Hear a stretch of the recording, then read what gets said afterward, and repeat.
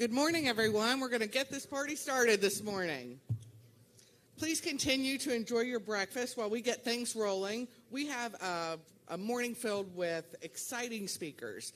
But before we begin, just a few housekeeping items, and I'll try to keep these short. Reminder, 5:30, the PAC reception this evening. There'll also be a special polling briefing that will start at 5 o'clock in that room as well. If you would like to attend, please do so. Again, if you've not contributed to the PAC, we would love to have you at 5 and at 5:30 for the reception. There will also be a reception for all Business Summit attendees, again this evening at 6 o'clock in the Colonial Terrace.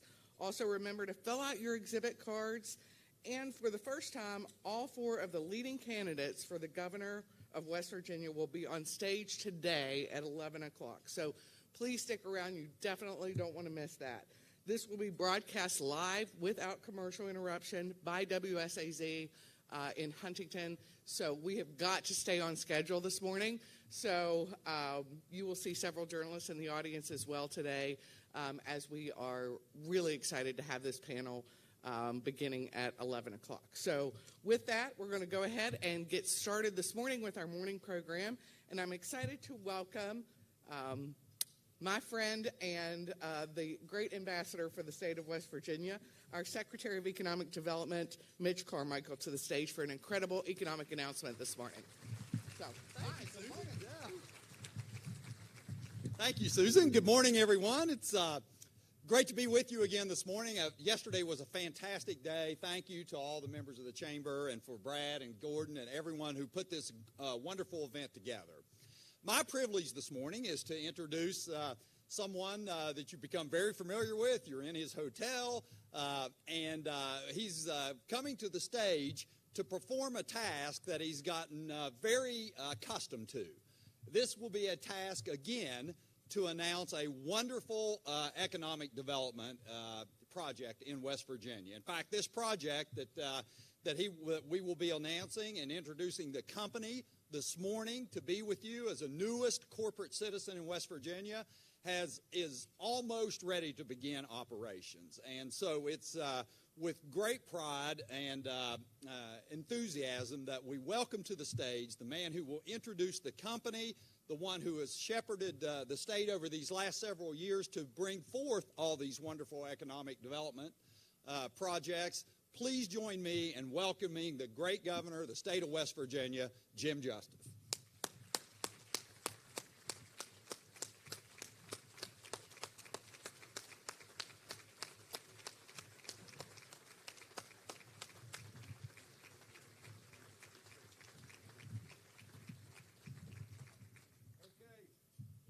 Gosh, first of all,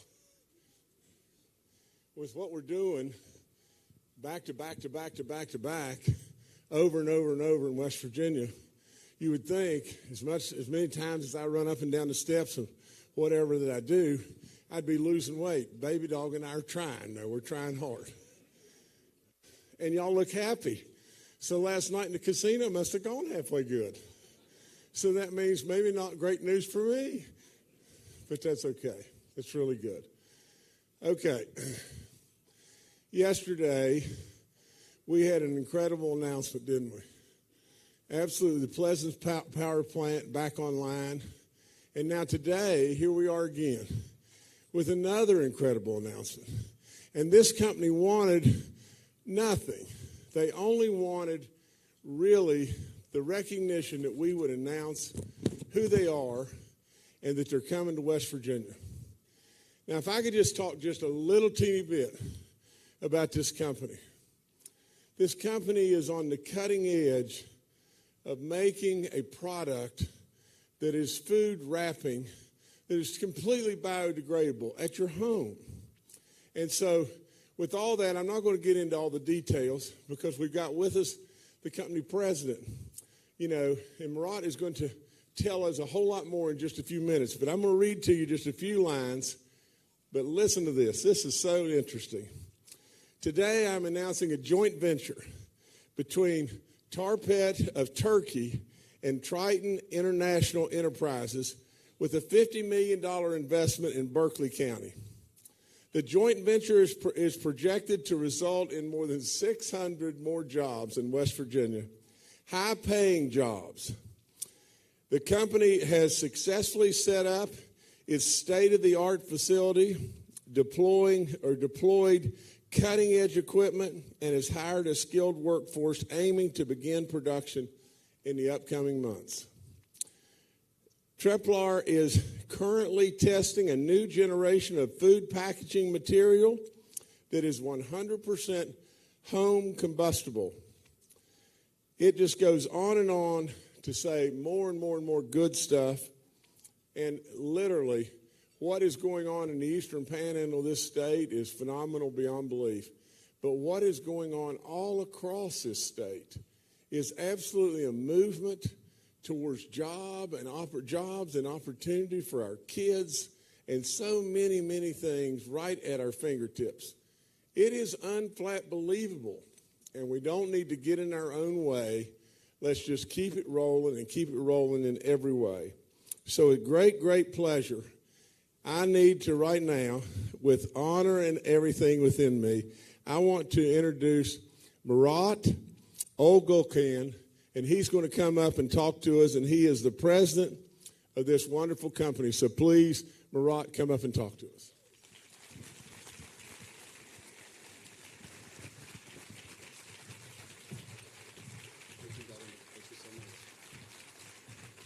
Good morning.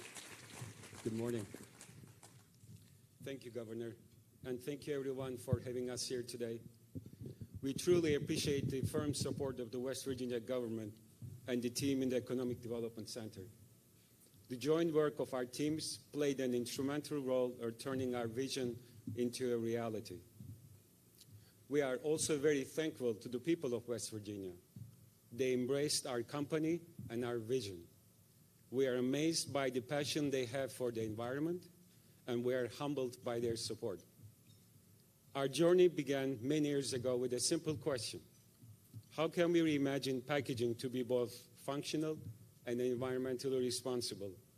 Today, we are thrilled to be here to introduce our company, Treplar, at our new home in West Virginia. Our new product is a catalyst for change. Our trays for food packaging are recycled ready to reduce waste and respond to increasing demands for products that are kind to environment. Our goal is to continue to innovate and make all our products compostable. By this, we aim to play an active role in further minimizing waste, conserving resources, and promoting a more environmentally friendly economy. Although our journey started far from here, we found a new home in West Virginia. Today, everyone in our company, Treplar, sings only one song. You might be familiar with it. Country roads, take me home to the place that I belong. Thank you, Governor, and thank you to West Virginia for welcoming us to your home. Thank you so much.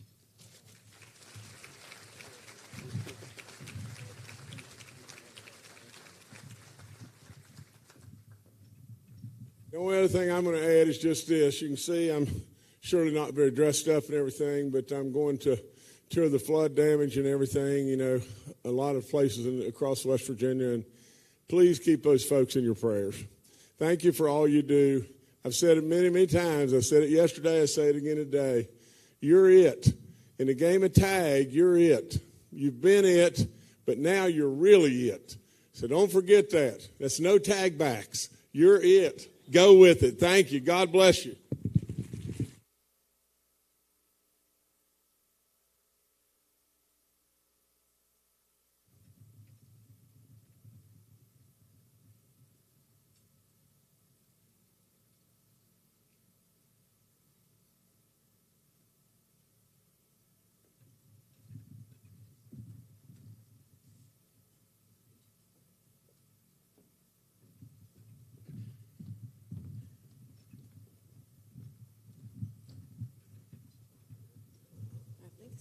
Is that what we decided?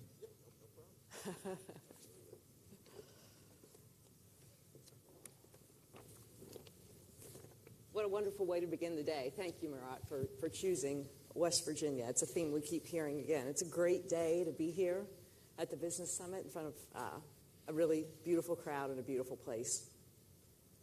I'm Mary Beth Anderson, Director of Government Relations for Antero Resources, and I'm the Vice Chair of the West Virginia Chamber of Commerce Board of Directors. It's my pleasure to welcome our next two speakers to the stage. Their bios are in the program, so I won't spend much time on that other than to say that Rob Burton is the president of West Virginia American Water, which serves more than 500,000 people here in our state in 400 communities. He came to us from Pennsylvania American Water. And Aaron Walker is the president and chief operating officer of Appalachian Power, with about 1 million customers in West Virginia, Virginia, and Tennessee. He's been part of the parent company, AEP, since 2005 in various roles. Our topic today is community investment and how these utilities, which are really anchor institutions in our state, how they serve and contribute and invest in communities toward our overall health and quality of life.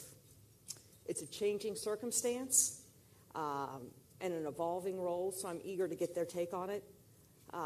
Let's go alphabetically. Mr. Burton, will you kick us off? No, absolutely. And very excited to share the stage with Mr. Walker and yourself and talk to all of you. I'm not originally from West Virginia. I was born and raised in Kentucky, not too far away from here. But I was raised by a coal mining father, and his father was a coal miner as well, which I feel gives me some similar roots to a lot of folks in the state of West Virginia. I've been here since 2019. I've been in the water and wastewater business for around 31 years and seen a lot of different things, worked in a number of different states. And I'm really excited to be, part of West Virginia American Water here and the things that we do. As a company, we're a little over 320 West Virginians, essentially. Every one of our employees lives and works in the state that we serve. We, as you mentioned, we serve a little over 500,000 of the citizens of the state of West Virginia on a daily basis, and are very excited that we're able to do that, able to, be the water and wastewater provider for almost a third of the state. And if you think about it, water is one of the most precious resources we have, and we're very excited as a company that that's what we get to do. And I can't say enough about, again, every professional that we have in our company that on a daily basis serves the communities that we all live in. I tell people all the time, we're a large company, but we're a company made up of your neighbors, made up of your friends, made up of your family. We live in the communities that we serve. We raise our families there. I'm raising my family here, and just very excited that we're able to serve the state of West Virginia. Great. What do you have to say on the topic right off the bat? Well, you put us in a difficult position. We had to follow a pretty exciting announcement. So just again, Absolutely. That's an incredible announcement and breakfast. So, You're hopefully you're up to the challenge. I'll give it a try. So a little bit about me. Again, my name is Aaron Walker, president of Appalachian Power Company. Originally from Ohio. I'm a Buckeye. Don't hold that against me. But I've been really fortunate. Since starting with AEP, I've spent a tremendous amount of time in West Virginia early in my career. So probably first 10 years or so of my career, I spent all up and down the Ohio River supporting our coal plants in the state. So I've always had an affinity for and love of West Virginia. And it was actually, I was here last year when the opportunity to take over as president came up. Okay. So it was a welcome return. That was a great opportunity for me. And I tell you, when I got that call, I thought it was a call to tell me, we got another opportunity for you. We're going to move you. So before I even got the opportunity, right, I went, please don't tell me I have to leave. Right? That's nice how to much hear. I've grown to love the state in a really short period of time. So that was just a little bit about me. I always also tell folks the first thing I did when I got here was I recruited my mom to move from Atlanta to West Virginia. So I'm helping grow, Mitch. I'm doing my part to help. So Mom came and joined us. So a little bit about APCO real quick. I think most folks know, as you mentioned, we have over 1 million customers between West Virginia, Virginia, and Tennessee. In West Virginia, roughly 500,000. We're in the southern part of the state as well as the northern panhandle. We've got over 1,800 employees working across the state. We've got over 25,000 miles of power lines across the state. Significant generation investment from our coal-fired plants, our renewable facilities, including hydro, wind, and solar, as well as natural gas. And I say that to mean we're everywhere, right? We have a significant impact on the economy here and the communities here, and we take that really, really personally, and we're very prideful about that. Reflect back on a prior president, George Tidd, who was president at AEP about 90 years ago. He created our company, CREE, and it was called Our Job.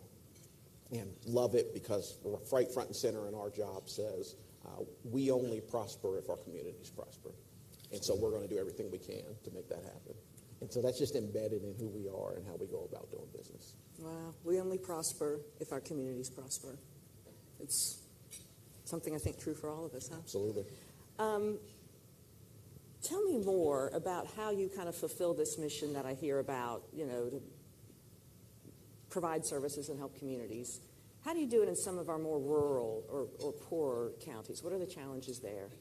Rob, I'll ask you both, but we'll begin with Rob. Yes, that's a great question. And if you look at the landscape of water and wastewater across West Virginia, there's around 600 water and wastewater systems in the state, most of them small, most of them in rural areas of the state.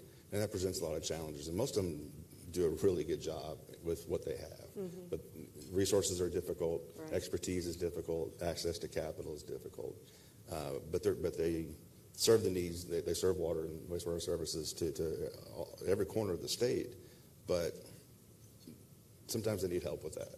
Where our company can really, and we have done that, is partnering with communities. We provide things like, interim O&M agreements, public-private partnerships, and sometimes acquisitions as well. We partner with the Public Service Commission.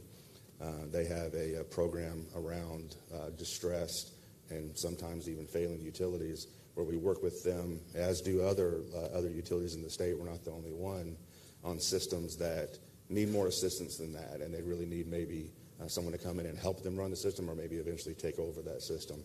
And we've been able to partner on a couple of systems like that. We're working to close one right now in Boone Raleigh for their wastewater system that is typical of some smaller public service districts in the state that has lost customers over the year due to loss of jobs in the area. And that's made it very difficult for them to continue to provide the resources they need, because they just don't have the same customer base they used to. And we're going to be partnering with them, coming in and acquiring that system and being able to infuse capital in that to fix some of the problems in that system. And that's the way that we partner across the state, both with the Public Service Commission and directly with municipalities and communities. Got it. Do you have a similar dynamic there at the power company? Absolutely. So I think most folks think of just the investments we make into the utility infrastructure, and it's large, right? Over the last decade, we've invested $3 billion just in transmission assets. So those are those large high voltage lines. Every year we're investing $50+ million just in vegetation management of our circuits. Mm-hmm. That's providing reliable access to really rural areas. Okay. For electricity supply. On top of that, two other programs that are really targeted for some of the communities that we talked about, and both of these programs couldn't have come to bear without the support of the legislator, both state and federal legislator, and the team behind the governor. So really proud for their support. But those two programs are our rural broadband efforts, which we've talked a lot about throughout the course of this conference. We'll talk a little bit more about that later. Yeah. And our business-ready sites. And business-ready sites, I know it's a little bit of technical jargon, means we identify in partnership with the Economic Development Office areas that we want to attract businesses to. So strategic areas that we make investments in that infrastructure before a business locates into that area. We've got two ongoing right now, pretty proud of. One is starting to invest millions into Harless Industrial Park in Mingo County. I think if anyone's been following the news here lately, a couple weeks ago we had a groundbreaking ceremony at the Raleigh County Airport. Both of those projects were part of our business-ready sites. And again, we make these investments to bring business into the area and grow the economy.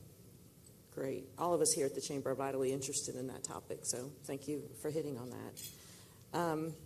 Can you speak to the aging water line infrastructure in certain parts of our state? Yeah, absolutely. Aging infrastructure is a significant issue, a significant problem in the water and wastewater sector. The American Society of Civil Engineers does a report card, both nationwide and for states, and the most recent one for the state of West Virginia rated the water and wastewater infrastructure in the state as a D, which is not a great thing. And we're really trying to, flip that script, if you will, as a company, both of what we're doing internally and, again, as I mentioned, with partnerships. Since 2017, as a company in our own systems, We've invested over $500 million since 2017. In the next 5 years, we're going to invest another $500 million. And on top of that investment on the infrastructure itself, that does lead to further economic, benefits that are multiples of that. But specifically, we are, working both on our existing systems, and as I mentioned, when we partner with communities, that's a way to help with those systems as well. We recently, in the last couple of years, took over a small system in the Canal Valley called Cedar Grove, and they had a lot of challenges. Not a large system, around 400 to 500 customers, but they were experiencing very heavy water loss. And in less than a year's time, through significant investment in that system, we were able to reduce their water loss by over 90%. And that's a significant savings for that community, significant savings for all of our customers.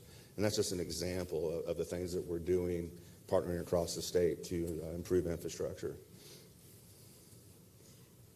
We keep reading about lots of federal money, federal infrastructure money coming into our state. Tell me about the intersection of that with the work that you're doing, your company's doing. Yeah, great question. Topic of a lot of interest. Regardless of thoughts on the IRA, Inflation Reduction Act, or IIJA, Infrastructure Investment and Jobs Act, there's tremendous opportunity for us as a utility to apply for grant funding, as well as the state. So we work with the state on what programs can have the biggest impact. Specifically at APCO, we've sought grants for reliability improvements and modernization of the grid, so some investments there. Okay. Future battery storage technology is one that we're seeking a grant for. If we're going to truly build out a renewable system that we've talked about throughout this session, we've got to have battery storage available to support that. One that we've already been successful and were awarded a grant had to do with that middle mile broadband project that I talked about. So this is a $25 million grant to support the installation of roughly 1,000 miles of fiber supporting 5 counties. That's Mercer, Raleigh, Summers, McDowell, and Wyoming counties. These are areas and customers that have never had access to high-speed internet. Wow. And so we're really leveraging grants where it makes sense. Changes people's lives. Absolutely. Not to overstate it, but if you've never had it, right? And absolutely. That's great. What do you think about the federal infrastructure money and how it's affecting what you all do? No, it's a great question. It's very, very critical, very important. The nature of our industry as a private company, we don't have a lot of direct access to a lot of those federal dollars flowing, but we do have access to work with communities through public-private partnerships where they can be the direct recipients of those dollars, and we're able to partner with them, make our own contributions as well to get water extended to folks who don't have water service and do the same on the wastewater side. And I like to think of it this way. To me, it's got to always be an all-in approach. It's got to be all of the above. It's historic levels of federal and state funding flowing into West Virginia for these water and wastewater systems, but the need is greater than the dollars. And we like to look at ourselves as one of these solutions, or part of the solution. We are able to bring private debt and private equity to the table to help solve problems, but it's got to be in all of the above, because we can't do it all ourselves, and the public money is not enough to do it all themselves. But working together, we can meet the needs of the state. Great. Will you tell us more about broadband? Yeah, since I've talked about it about 3 or 4 times now, right? Let's dig into that. You might be asking, why in the world is the power company involved in broadband? That doesn't make sense. Our Comcast supporters, I promise we're not after Comcast customers, so don't worry. But if you think about it, it really does make sense. What folks don't realize is a lot of the equipment that supports our power infrastructure requires high-speed telecommunications. So we already have 3,000 miles of fiber supporting our installations and operations here. So we're very familiar with the technology. In addition to that, we're in those rural areas already. Most folks, not all, but most folks want power, right? They want access to electricity. So we got a pathway to their homes. We've got right-of-way established so we can deploy it at speed. In addition to that, the way this construct works essentially is because we're running that fiber anyway, we just upsize it. We make it slightly larger. It's that backhaul middle mile portion, and then we partner with an internet service provider, the ISPs, the Gigabeams, the Comcast, the Optimums, whoever the company is, and we lease a portion of that capacity to that internet service provider, and they provide that last mile connection to a customer. It's a win for them. It's a win for us. It's a win for the community. From an economic development standpoint, you're not looking to locate in an area that doesn't have access to broadband. So this helps us help those communities get over that barrier. And then also the revenue that comes from that lease we just turn around and credit it to all the customers' bills. So we turn around and just reduce customer payments. So it really, truly is a win-win. Absolutely. I love it when I learned something new today. All good. We hear so much about PFAS and lead and these kind of evolving water quality standards. How tell me about what's involved with compliance and protecting the health and safety of the communities related to those issues. No, it's a great question, absolutely. One thing I'm doing to is briefly touch back on the broadband conversation, which is so critical. And I just want to say thank you to all the work being done in this state on broadband, be it through AP or any of the other providers, and definitely for both federal and state money being injected. And thank you, our U.S. senators, for helping with that as well. It's critical to every one of us, and as a utility, it's especially critical that we have the ability to talk in real time, if you will, to our utility assets, over broadband networks. So I just want to say thank you for all the work that all the providers are doing. Emerging contaminants is a major issue, not just for us, but for every utility in the state and every utility across the country. Did you say emerging contaminants? Emerging contaminants, Okay. So fun way to say it. So there's a few dozen contaminants that are directly regulated by the U.S. EPA and state EPAs.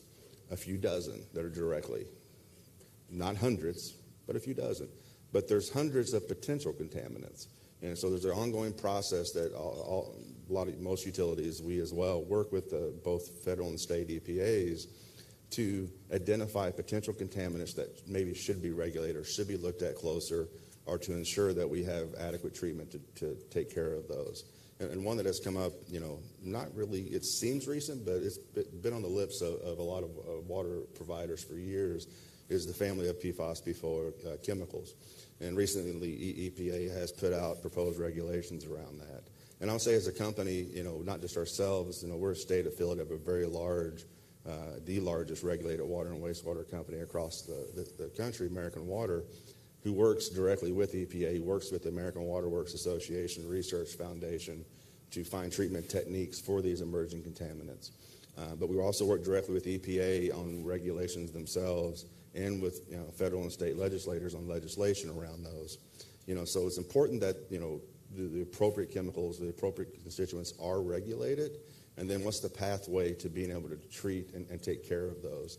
And really the two tracks we're working on now is making sure there's appropriate legislation for them being regulated appropriately, that there's protections in place for water and wastewater providers, as we're not the originator of a lot of these pollutants, if you will, but we are the one trying to take care of them before it gets into your home.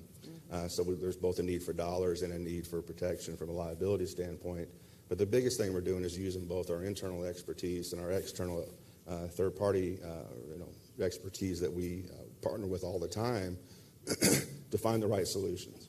And here in West Virginia specifically, we are looking at what facilities may need to treat for this, what those treatment techniques may need to be, and then also working with various folks on what the ability to fund those type of projects and deliver those solutions. And that's for PFAS and other emerging contaminants. You mentioned lead, which is also a very important one, and we're in the midst of an EPA mandate, but also extensive program we're doing to identify and eliminate lead service lines across the business. There's not a lot of quote-unquote lead water main out there, but there's a lot of service lines, and especially in those more rural communities that are either lead themselves or had lead in them. And part of this program is to identify those and replace those over a period of time.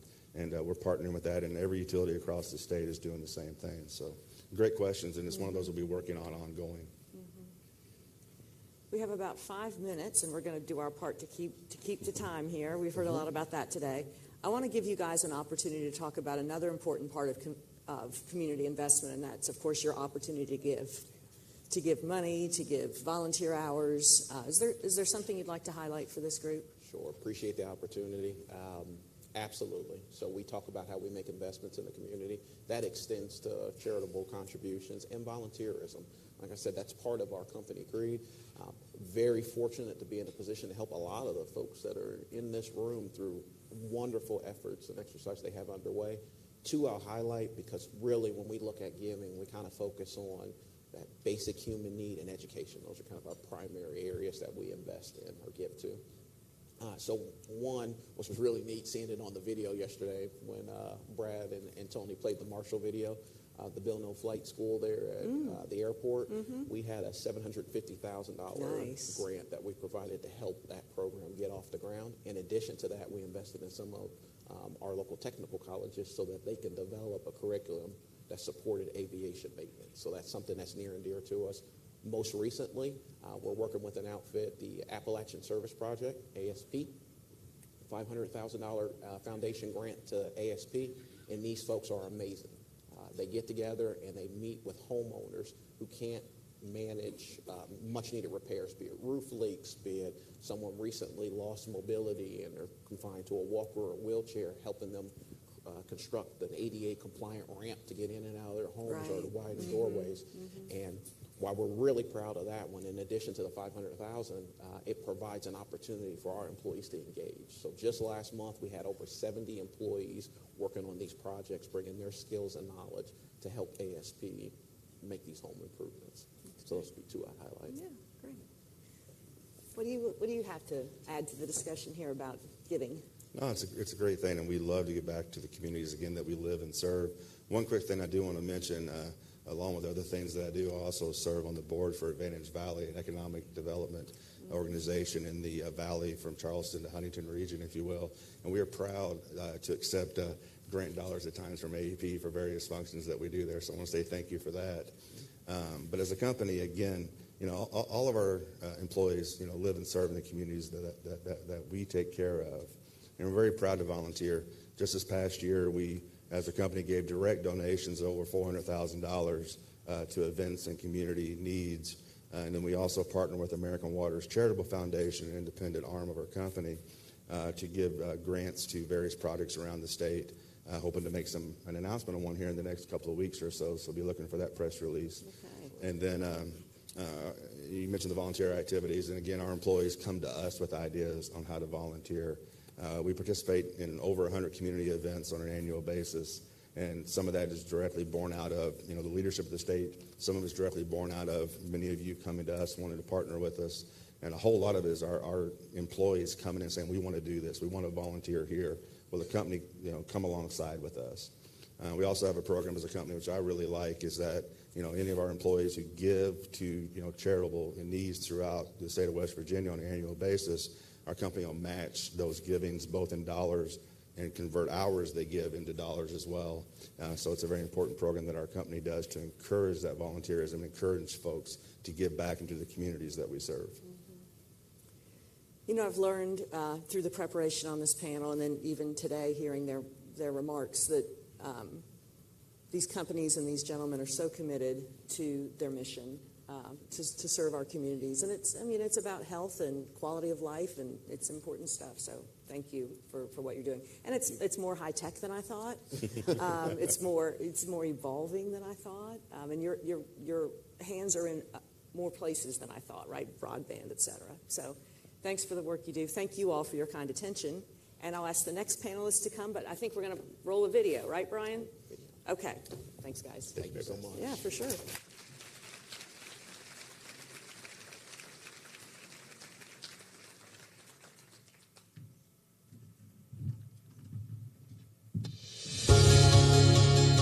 Who we are and who we are becoming. Who we are is Mountain Health Network, a national leader in high-quality patient care composed of hospitals throughout the region, dedicated to improving the health and well-being of over 1 million children and adults throughout 40 counties in West Virginia, Ohio, and Kentucky. Who we are is Marshall Health, a trusted source for primary and specialty care that works side by side with the Marshall University Joan C. Edwards School of Medicine to increase access to care, meet the critical healthcare needs of our communities, and train the next generation of physicians. Who we are is Marshall University, a force for opportunity and innovation on a national stage, an educational institution committed to harnessing the power of continuous exploration and dedicated intention to truly change lives. And who we're becoming. Who we're becoming is the we instead of the me, so that we can focus on you. We're unifying to form a network focused on redefining what's possible, with an understanding that we can do more and be more together than we can accomplish on our own. Together, we are forming an ecosystem of clinical care, education, and research that improves lives and heals communities. Who we are is a collection of institutions focused on making our world a better place to live, work, and play. Who we're becoming is an integrated academic health system. Who we're becoming is Marshall Health Network. Well, good morning, everyone. And before I introduce our panelists, I'd like to take the opportunity to introduce Dr. David Gazal. Dr. Gazal was recently named the 6th Dean of the Joan C. Edwards School of Medicine and our Vice President of Health Affairs. He comes to us by way of the University of Missouri, where he was the Children's Health Chair and also was the Physician-in-Chief for the University of Missouri Children's Hospital. Dr. Gazal also spent time at Tulane, University of Louisville, and the University of Chicago. So please join me in giving Dr. Gazal a warm welcome to West Virginia and to Marshall University.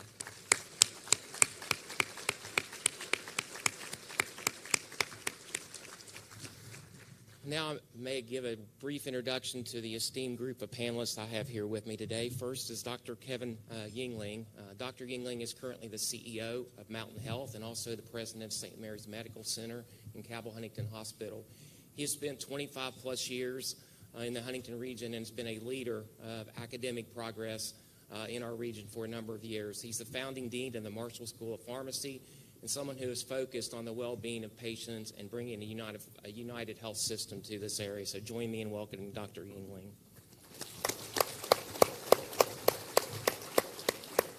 Next is Beth Hammers, who is currently the CEO of Marshall Health and the Chief Administrative Officer for the Joan C. Edwards School of Medicine. Beth brings a world of experience in academic health care. She's been the CEO for 11 years, and I think I misread on her bio, but it says she's been involved in academic health for 30 years, and I can't imagine she's more than 30 years old. So, but I'll buy you a drink later. Beth has led Marshall Health through tremendous growth and has just done a tremendous job and is focusing on an academic health system. So welcome, Beth Hammers.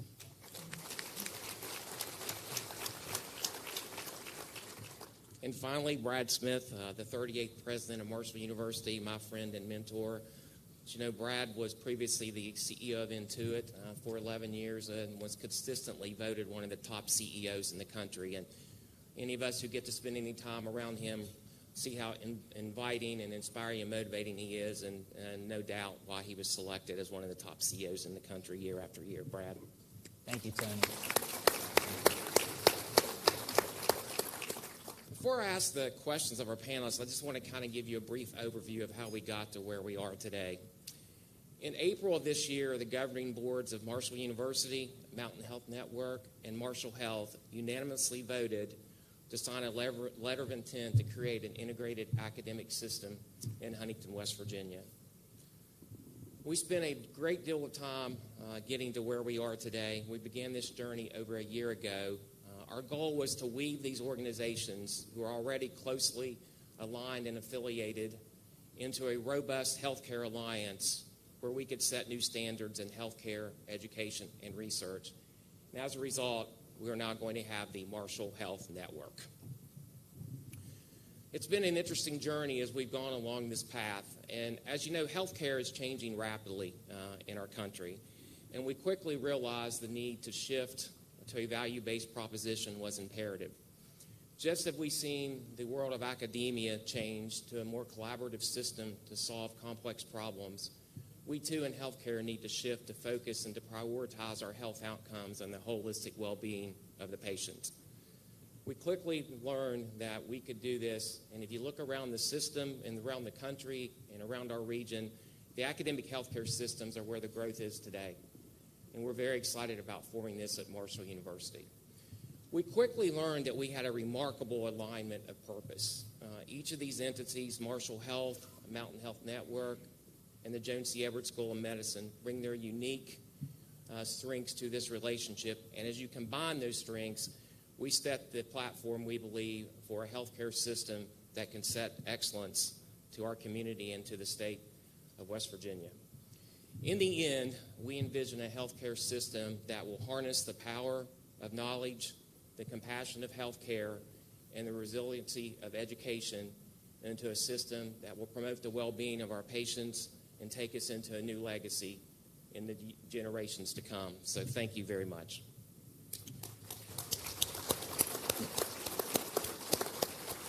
Let me start with Dr. Yingling.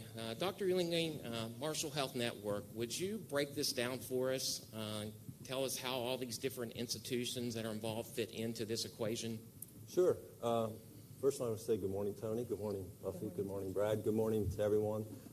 You're an awesome-looking audience, and we're very privileged to be up here in front of you all to talk a little bit about this. I must say, this is the first time I've seen in big, bold print Marshall Health Network. And I got to share with you what I see, what I hope you all see. What I see is success, I see growth, and I see a bold vision for tomorrow. That's what I see. I see us harnessing the power of a Division I university, a vibrant medical school, and a growing academic health system.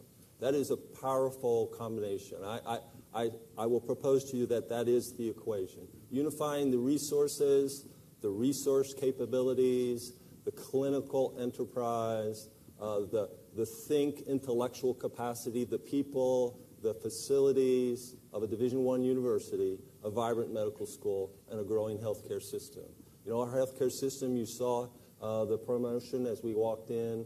Now really 5 hospitals in Huntington, the Cabell Huntington Hospital, the Children's Hoops Hospital in that hospital, St. Mary's Medical Center, a long-term acute care hospital called Cornerstone at that hospital, Rivers Health and our many partners like Logan Regional Medical Center and others across the region. That's part of this equation for success. I am very encouraged that we will be a market leader.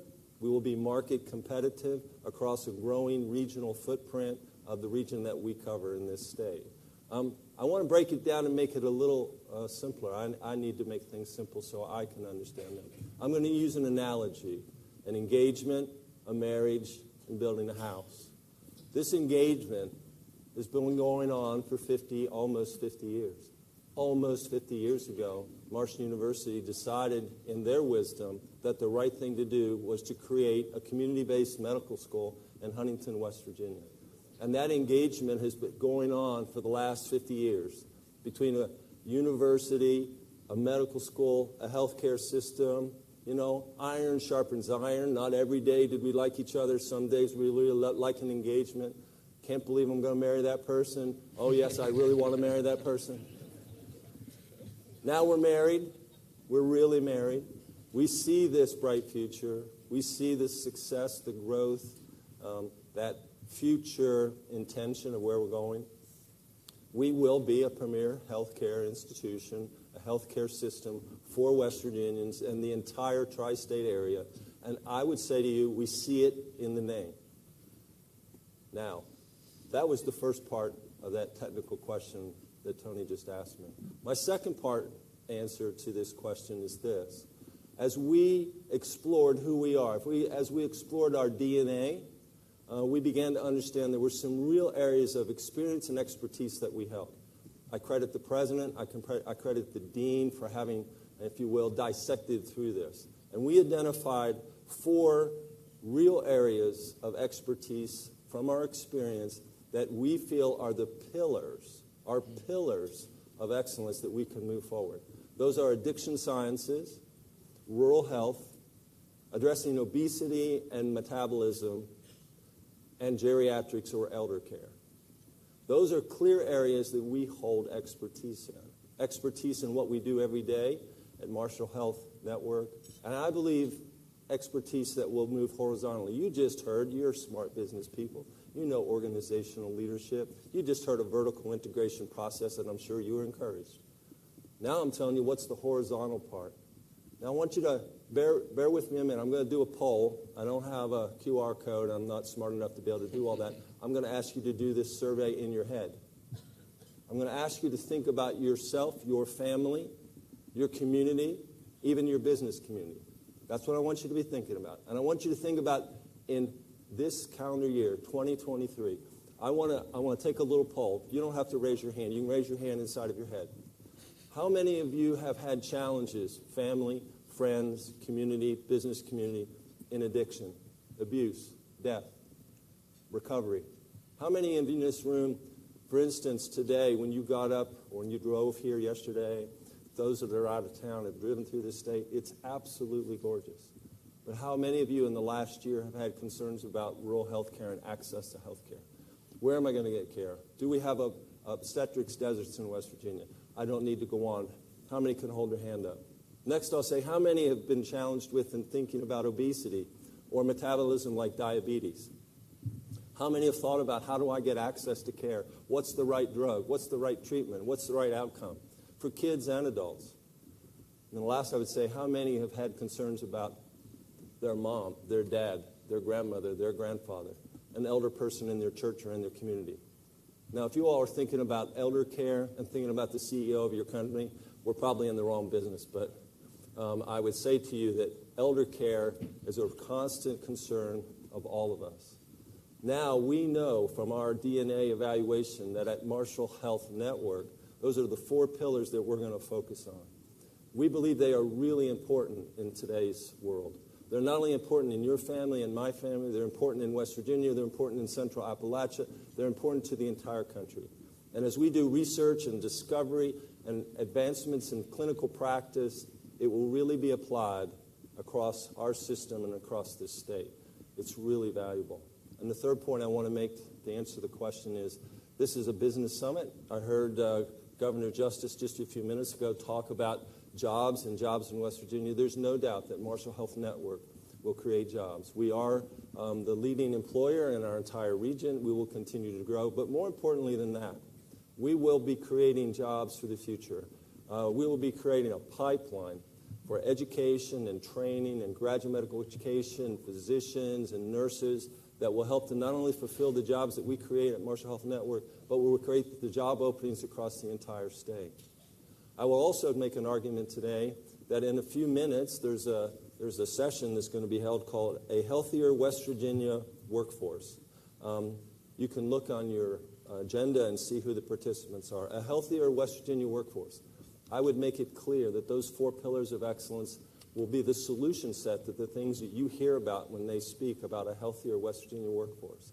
I believe that addressing addiction sciences, addressing rural health care, addressing obesity and metabolism, addressing elder care in the state are part of the solution set to a healthier West Virginia. They're part of the solution set to workforce participation. They are part of the solution to workforce retention that all of you all deal with every single day. Those are my 3 components of my answer to your question. Thank you. Well, thank you, Dr. Yingling. It's a very exciting proposition, and as Dr. Yingling said, the social determinants of medicine is this unifying purpose that brought us together. It's going to be the stage that sets the foundation. Which leads me to my next question to Beth. Beth, would you give us a little bit of information? How is the Marshall Health Network different, and how can we be competitive to West Virginia in our current labor market? Well, I think Dr. Yingling said it all, but I'll try to come up with some new ideas. But first, I just would like to say good morning and thank you to the Chamber for having us. This is a great summit, and also it's a pleasure to be with all of you and also to share the stage with these individuals. I think it's important to establish that this integration is not a merger or an acquisition, but rather it's a partnership that we and those before us have built over the last 50 years. And collaboration is what will unite us under the Marshall Health Network brand. So, because we understand that we will be better together. This integration is going to allow us to speak with one voice, have a unified message, a message that will be amplified throughout West Virginia and beyond. It will allow us to leverage our resources across the network so we can better optimize and bring about new services and programs for the communities we serve. We will do all of this as we protect the academic and research mission of the Jones C. Edwards School of Medicine. The education component is critical to our success, so much so that we have structured and rebranded to intentionally protect the academic piece of this system. I'm sorry, I lost my train of thought. And so basically, we will do that by starting with a new board of directors, and it starts at the top. And we will have the president of the university, on that board, along with our new dean, Dr. David Gazal. Now, collaboration is not going to stop with these three institutions. We will continue to collaborate with everyone in the audience. As I look across the audience, I see people that we partner with each and every day. For example, Mon Health, CAMC, Raleigh General, ARH, I'm sure I'm missing someone, Boone Memorial, and our friends at WVU. Yesterday you heard about our relationship with Peak Health and the Peak Advantage, and so we're really excited about that new venture. But another great story is what our relationship, our collaboration is doing with Logan Regional Medical Center and Scion Health. Together we have been able to bring the first in the nation, and I want to repeat that, the first in the nation rural residency in general surgery to West Virginia. And it's not going to stop there. We're also planning a rural residency in psychiatry and internal medicine. Both of those will be stationed in the Mason County area. So you're probably asking, what does this have to do with the labor market here in West Virginia? I will tell you that we understand that there is a need, and that access to quality health care is essential for employers and employees. That employers are looking at us and saying, where can we locate businesses? Employees are looking at us and saying, where can I relocate my families? So at Marshall Health Network, we are committed to occupational medicine as well as the well-being of the individual. We understand that a happy, healthy workforce is a productive workforce. And you can ask, right now I don't know if anyone's here from Nucor, but we are working very closely with Nucor, and we're trying to address their occupational and primary needs today as they build their plant and bring in new businesses to the area.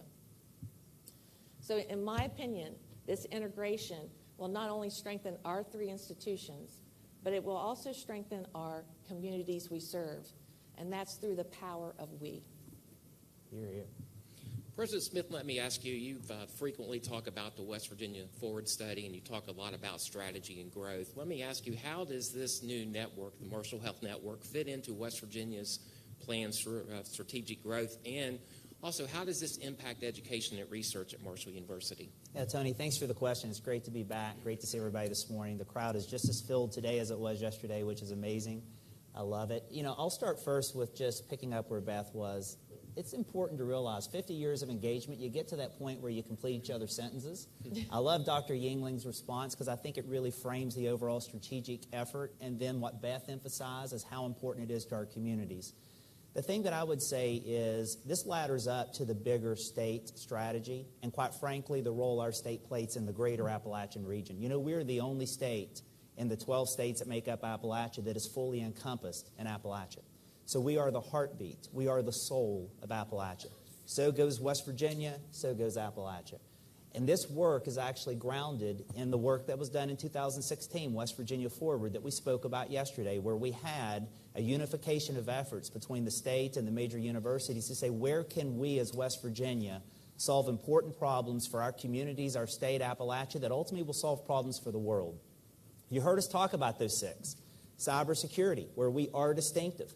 Healthcare in specific areas where we are distinctive. Manufacturing, we celebrate those who have inspiration and perspiration. We love the skilled trades. We are distinctive.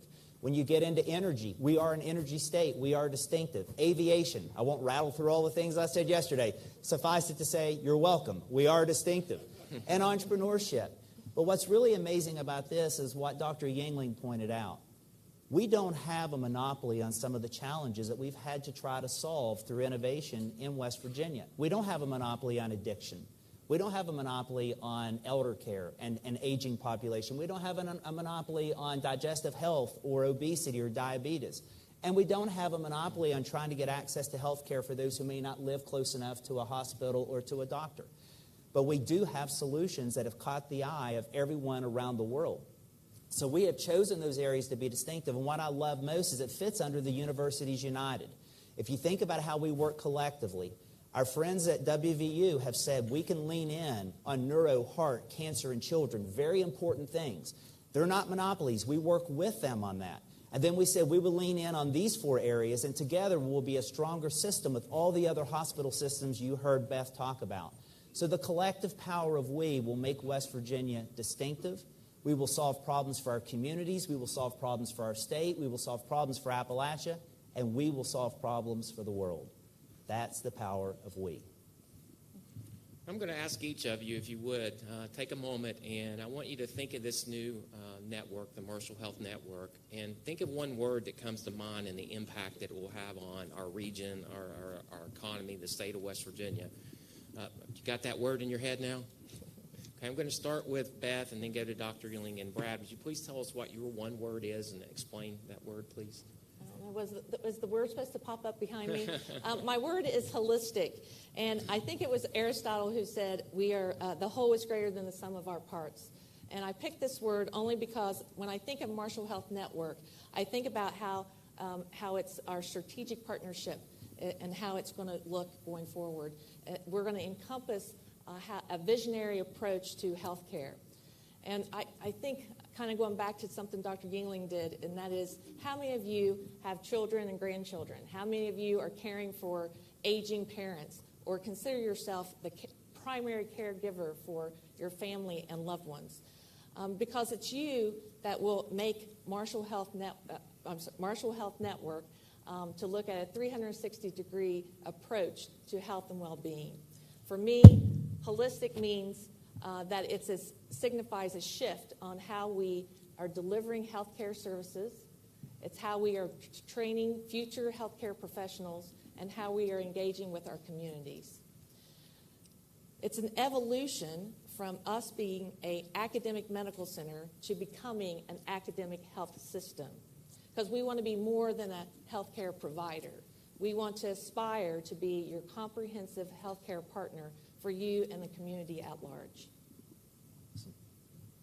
Dr. Yingling? The word that I have is high reliability. Now, many in the audience would think about high reliability around the aviation industry. You know, taking up planes, landing planes without running into each other, highly complex exercise, happens every day, thousands of times a day. I like my little app that shows me how many planes are in the sky and how much is going on, and yet I know with high reliability, those planes will land and take off successfully. You know what I know, and that is that high reliability organizations outperform their peers. They outperform their peers financially. They outperform their peers in growth. It is very clear to me that every one of us at some point in our lifetime is going to be sick. Every one of us is going to have a disease. And when we do, we expect excellent care. Excellent care for everyone, every time. Excellent care, everyone, every time. That's called habitual excellence. Now, that's complex in a hospital environment. It's a complex environment. There's a lot of human dynamics in a hospital and a healthcare environment, for sure. We are prone to risks that may occur. How do we get from here to there, high reliability, to get to, you all have key performance indicators. I promise everybody in this room who works for an organization has a key performance indicator. The key performance indicator in the healthcare arena, zero harm. How do we get from here to there? Why am I emphasizing high reliability for Marshall Health Network?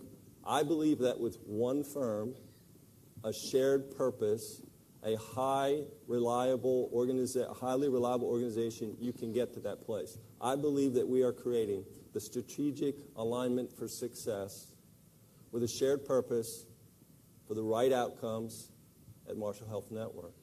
I really like high reliability. It is really important. We are better together. We have unified leadership, a shared purpose, a highly reliable organization, so that we can say in our neighborhood, advanced medicine and compassionate care every time for everyone. That's why I like high reliability, and it matches to Marshall Health Network. President Smith? My word is prosperity. If you look up the definition of prosperity, it describes the state of thriving, flourishing, good fortune. It describes both mental and physical well-being, the ability to be constructively engaged, and to find something in your life that you can earn a living that helps you live the lifestyle that you've always sought. And when you think about what we're doing, especially with the focus on the 4 areas, the social determinants of health, we're going to help people get into the workforce. Workforce participation will increase.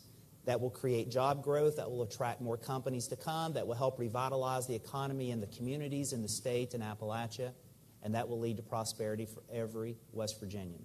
And if we do this work the way we know we can do it, the way we've earned this area of distinction, and we do it collaboratively with everyone in this room, all boats will rise. So, prosperity. Thank you. We have time for a couple of quick questions from the audience, if anyone has anything. Great, we're done. Okay, then. I guess we explained it all well. Thank you again for coming. And, this is a very exciting time. As you've heard, the common theme here is we. And I've heard President Smith say over and over again that in the word West Virginia, the 2 most important letters are W-E. And I think you've heard that theme throughout this conference and all the speakers that we've heard is we are the collective we now in West Virginia. We are all rowing the boat in the same direction. We are all working toward the same goals. We are collaborating to rise, as Brad says, the prosperity of the state of West Virginia. And finally, before we go, I would like to say a lot of people throughout all 3 of these institutions have spent a tremendous amount of time helping make this become a reality. And I would be remiss if we did not say thank you to all of our hardworking staff, our hardworking employees and administrators who have really helped make this become a reality. So may I ask for a round of applause for all those folks.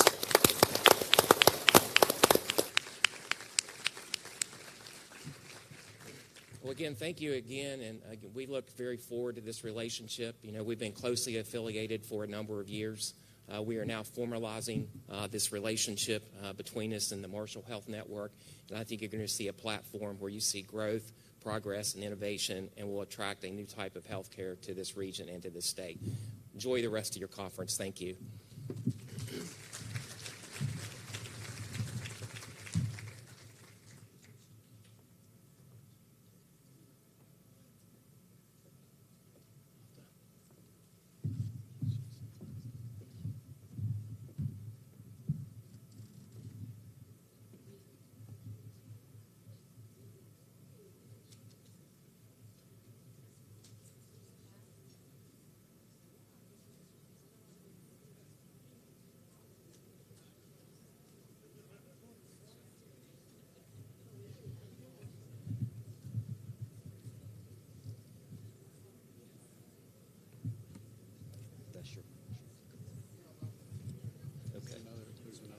Yes. So which one? Paul and Sissy? Yeah. Okay, you can stand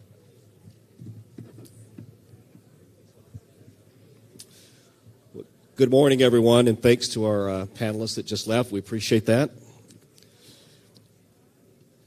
Well, hello and good morning. My name is Kevin Ellis, and I'm the Regional Senior Vice President of Antero Resources.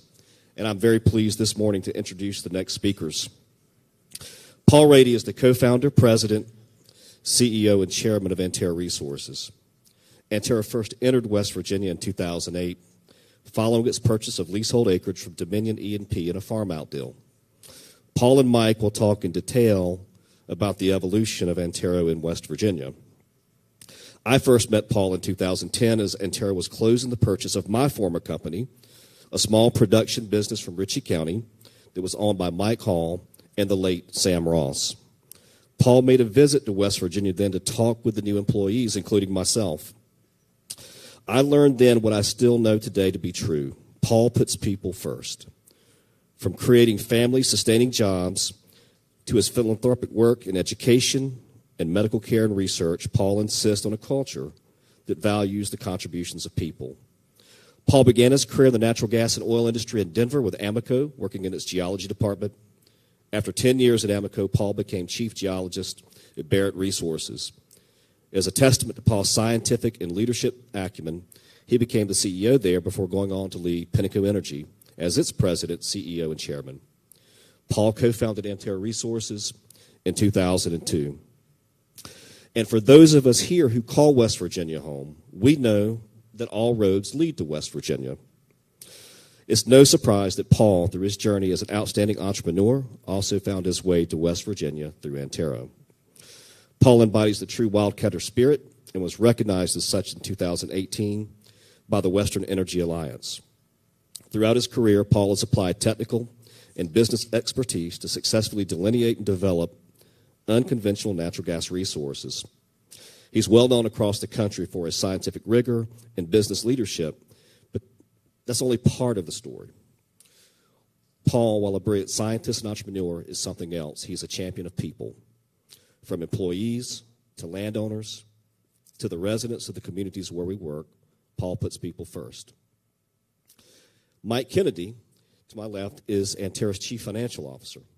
Prior to joining Antero, Mike held the position of executive vice president and CFO of Forest Oil, among others. Mike's leadership at Antero has truly set our company apart from others in the industry. Under Mike's watch, Antero Resources has reduced its debt since 2019 by $2.1 billion, much more than any of our Appalachian peers.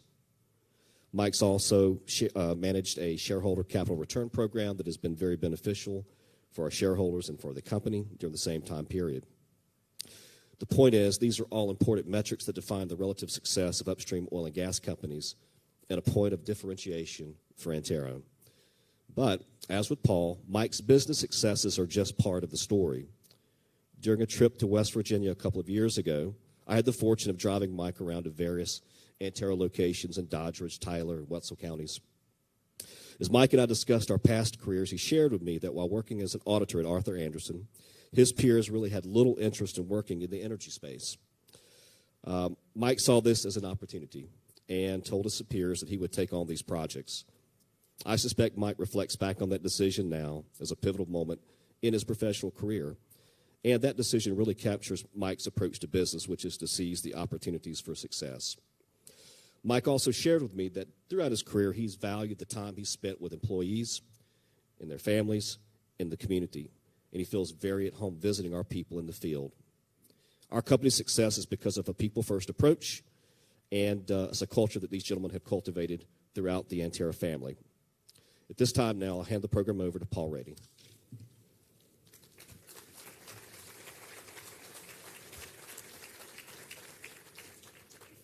Thank you, Kevin. Thank you, everybody, for coming out today. We have this beautiful picture as our title page. Hadn't realized just how beautiful it is in this part of the world. This is my first visit to the Greenbrier, and thoroughly enjoyed it. It really is a special place.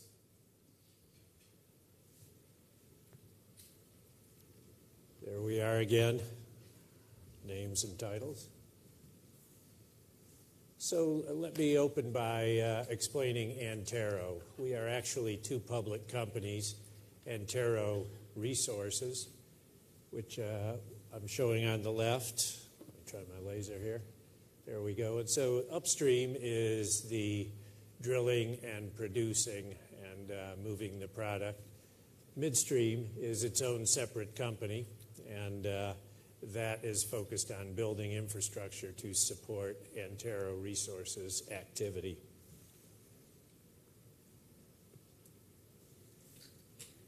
These are both public companies, as I said. We took each of them public first in 2013 with Antero Resources, and then Antero Midstream we took public in 2014. We are the #1 producer in West Virginia. So far, we have, as Resources, we have invested some $16 billion into our project. We did the largest IPO back in 2013. We are the #4 NGL, which stands for Natural Gas Liquids producer in the country, and also the #6 natural gas producer. We produce about 3% of the natural gas market in the United States, and we quite significantly, we have about 20 years more of drilling. So we'll show you that we have drilled some 1,200 horizontal wells so far that represents our production, and that's been over the last 15 years, but 20 years more of locations. Antero Midstream, you can see number one midstream provider in West Virginia. Our midstream company has invested $4 billion in West Virginia. It was the largest master limited partnership IPO when we did it in 2014 and represents 3% of the natural gas market. Pleased to announce quite proudly that West Virginia is now the fourth largest natural gas producing state. So quite an accomplishment in this number of years. Here's a little bit of a timeline that shows what was going on in West Virginia and natural gas production. Early on, in the first 5 or so years, there was very limited shale development. Antero entered the play in 2008, and now you can see how the production for West Virginia has really taken off. West Virginia, their total production is 8 BCF a day, and what that BCF stands for is billions of cubic feet. So quite a large volume. 1 billion cubic feet can power many, many, many homes. So you can see that West Virginia has climbed now to 8 billion cubic feet a day. Of that, Antero's portion is 3.2 BCF a day. So about 40% of West Virginia's production is produced by Antero Resources. This shows a little bit about our evolution and how we became one of the early shale pioneers. You've heard of this, the shale revolution, and very much Marcellus is part of that. So our first project of the shale revolution, we started in the Barnett Shale, which is the granddaddy of all shales. Really started there in 2003 and built a position there, learned a lot of the techniques back there in North Texas. We then progressed up to Oklahoma and played the Woodford Shale. And then finally we arrived in 2008 here in the Marcellus. We also have a smaller project across the river in the Utica, but about 95% of our capital is spent on the West Virginia side, targeting the Marcellus Shale.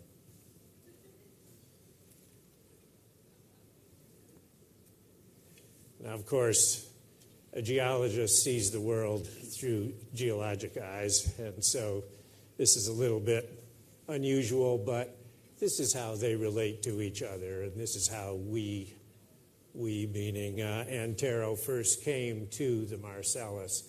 So there we were, first of all, back in the early 2000s in the Barnett, then up to the Arkoma Basin, and then we saw the opportunity over here in the Marcellus. All of these black shales in the Black Shale Belt were formed by one geologic feature, continental collision. And but of all of these, the very best rock is the Marcellus Shale. It is second to none. We're very pleased that we landed here. Now, what is the shale revolution and what makes it special? What are the technologies that make it special? Well, the first one is horizontal drilling. And I want to pay respect to West Virginia's history. Early in the oil business, they in Pennsylvania were the very first ones in. This is a great picture provided to us by Ben Hardesty. Many of you know him, Clarksburg resident and a board member of Antero. And so way back when, in 1918, this was the very deepest well in the world. It's right over near Bridgeport. It's called the Goff Well, very famous. A lot of people think that fracking was the key to the shale revolution, but really it is the horizontal drilling that comes first.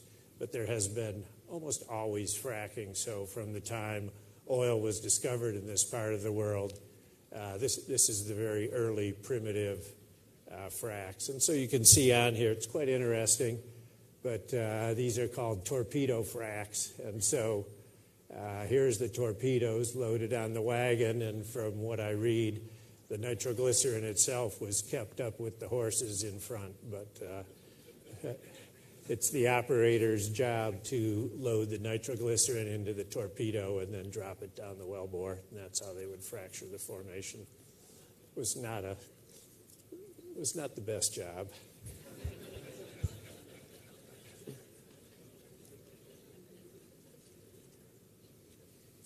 So we landed in West Virginia. We were able to buy and lease the deep rights of Dominion Energy back in 2008. And the area that we selected was over on the east side. It was what geologists call terra incognito. In other words, nobody knew what was down in West Virginia. It's a beautiful place, but the shale had not really been probed until we got there. And so we're the first ones in. What's the lack of control? Well, there aren't many geologic logs. Nobody knew what the reservoir pressure was going to be. And of course, you have to have pressure in order to push those gas molecules out of the formation. The pipelines were few and they were specialized. They could only take dry gas. So we had to target dry gas, that is gas that's low BTU. There was no processing in the area. The title's extremely complex.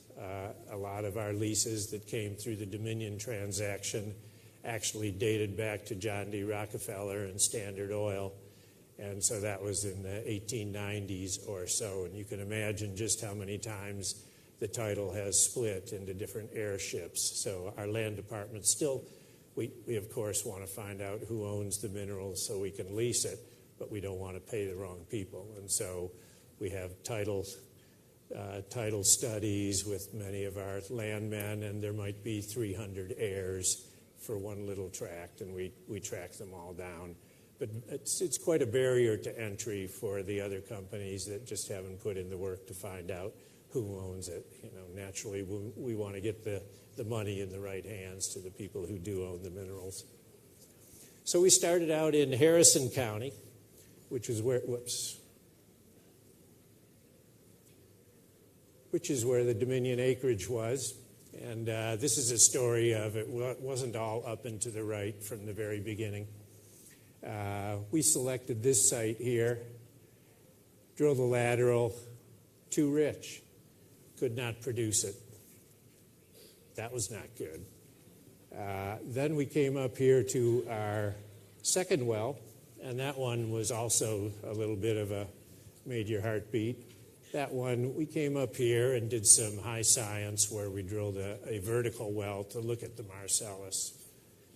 We looked at it, we cut core, we ran logs to see how thick it was, and then we did a pressure measurement, and there was no pressure there, virtually none. And so this is one of those oh my gosh moments.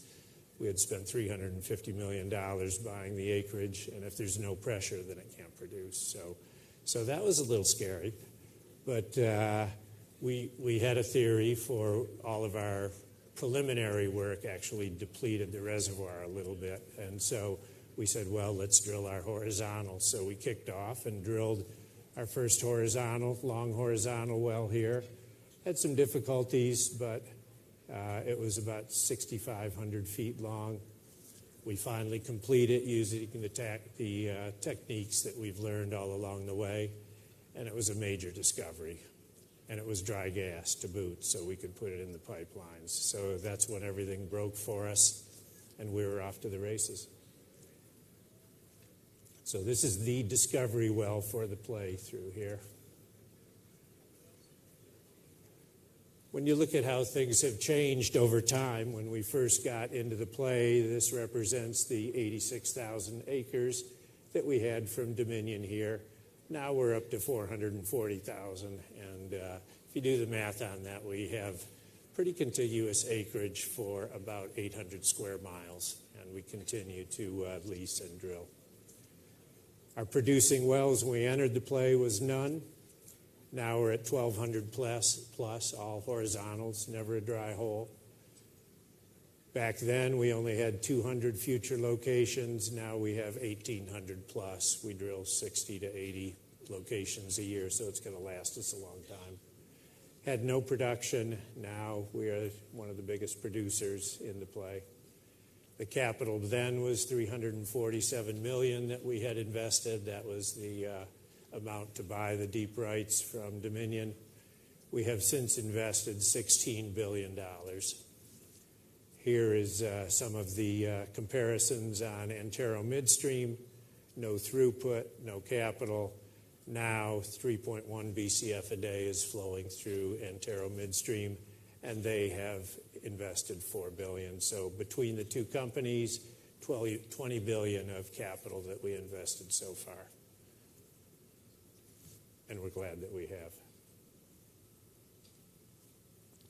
Now, because as we did our exploratory work across the entire acreage block, we saw that a lot of the area was going to be rich gas, which is good because it has more BTUs and it has more financial value. But there was no processing. There was a company that we brought along. They were called MarkWest. They got bought by Marathon, but we formed a joint venture processing facility with them. It's right on Route 50 in Doddridge County, west of Salem, east of West Union, so many of you probably have seen it as you go along the highway. It is now the largest processing facility in North America, and at 3 BCF a day of processing. What is the processing? We supercool the gas as we drop pressure, and the liquids drop out, and we can separate those out to their different markets. And so we're very pleased to have that. Here we are back in 2012 doing the ribbon cutting with Governor Earl Ray Tomblin here at Sherwood. So that was a long time back, and we kept adding more modular plants to it to grow it to that 3 BCF number. A great thing that Antero Midstream did was to build a water system all across our area. And so we were able to permit water withdrawal sites out of the Ohio River for up to 100,000 barrels a day each. And we buried this water system through here. So it moves water, it can move natural gas in the same ditch, separate pipes. But it's quite extensive. And so we can use that water. Instead of using trucks to truck to the locations, we can flow it through those pipes that can carry 80 to 100,000 barrels a day each. And we'll move it to the area where we're going to frack. We pump the fracks at very high rate. The Marcellus is very forgiving. It gives the water back. We collect it and we recycle it and use it again. This has eliminated more than 400,000 truck trips per year, so 12 million trucking miles. It's America's first ever freshwater system, quite a visionary, pioneering project. Limits the surface impact and recycles water for use. We were cited for this. It made the cover of the Wall Street Journal. They were slightly skeptical back in 2013, but I think everybody's a fan now. And in areas that do have a larger river, say in Louisiana, they might pull from the river for their water too. But it's a very special situation and really has worked out well for us. We're very pleased with it.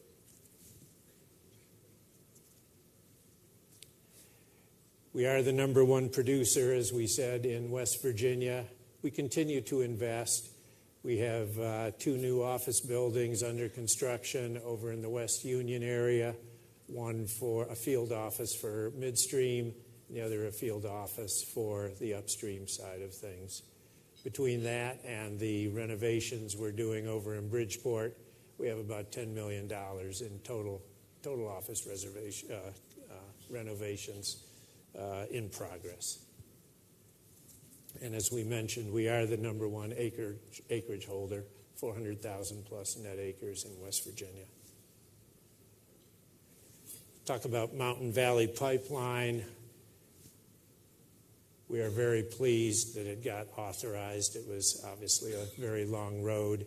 It can help us. There are other shippers that are on this line. We can put our gas into that by selling to a firm shipper. There are utilities that hold capacity on this. We can sell to them, whether it's Con Ed or Dominion or some of the other utilities that took space here. So this is really a receipt point right in the heart of our acreage, where it gives us a local sales area, local sales benefit when people are ready to buy our gas. So we thank our senators, we thank our legislators, and really thank the communities for getting behind this project, because it will be very meaningful for us. And we are supportive of many of the projects that come along. And so one of those is the Shell cracker. Antero's the anchor supplier. We send them we have a contract to send them 30,000 barrels a day of ethane for the next 15 years. They would like more. So we are the largest supplier. We were also a supporter of PTT when there was talk and hope of building another ethane cracker near Moundsville. We offered them the same arrangement, 30,000 barrels a day for 15 years, but they couldn't get the financing. We also supported the Braskem ethane cracker that was proposed. Same story. We supported it. We offered a contract to give them ethane as a raw material. They couldn't put it together either. But we are out there, and we want to support any of these big projects that come along in the region, do our best to help make it happen. And there's some really good ones on the board now. You're all familiar with some of these things coming along. So that is great, and we are right there with you. We are the 5th largest employer in the area. If you count our employees and our contractors, we are at over 3,100 workers, and we definitely hire preferentially out of West Virginia. Most of our employees are local residents. And now let me turn it over to Mike Kennedy, who will tell you what this all means for our communities that we work in. Yeah, thanks, Paul. What a remarkable story, an amazing asset. Of course, the only way this is possible is if you prioritize first and foremost your people and communities. The way we first do that is through our safety programs. We are a safety-first company. We have 2 metrics up here that are quite remarkable. 8+ years of no lost time incidents for our employees and 3+ years for no recordables for our employees. And those are remarkable statistics. It's been our safety culture, safety-first company from day one. So that's tremendous. One of the programs we have is we have a safety conference every year. And this year, in 2022, it was held in Clarksburg, West Virginia, at the Robinson Grand Theater, and we were honored to have Governor Justice as the keynote speaker. We were actually more honored to have a special guest appearance by Baby Dog, and so everyone really loved his attendance. We also really focus on our people and communities by being a very environmentally sensitive company. We do that. We have the lowest emissions in the industry, and I'll have a slide, the next slide, to talk about that. But we also do have a conservation effort. We provided the last $1 million donation to conserve the Cheat Canyon area up in northern West Virginia, about 3,800 acres, about 8 miles of the Cheat River. I've got a picture here. We've got Antero's executive team. We've got Paul, and we had Senator Manchin there as well for the dedication, and Governor Tomblin. So very involved in conserving West Virginia's terrific environment. I mentioned our emissions. 2 kind of points on this slide. One, I don't know if everyone's aware of this, but the Appalachian Basin is the cleanest producing basin in North America, the lowest emissions, and Antero's the lowest emitting company in the Appalachian Basin. So we are the cleanest producer of energy. The second on this, and I won't spend as much time on the metrics here, but we just recently put out our 2022 ESG report, actually for this conference. We put it out yesterday, so I encourage everyone to go out to our website. It's got all the metrics you could possibly want to look at. and it's also got a heavy focus on our positive impact to West Virginia and our communities, and it's the main focus of the ESG report. A little bit different for us. The S, the social impact, is the most important.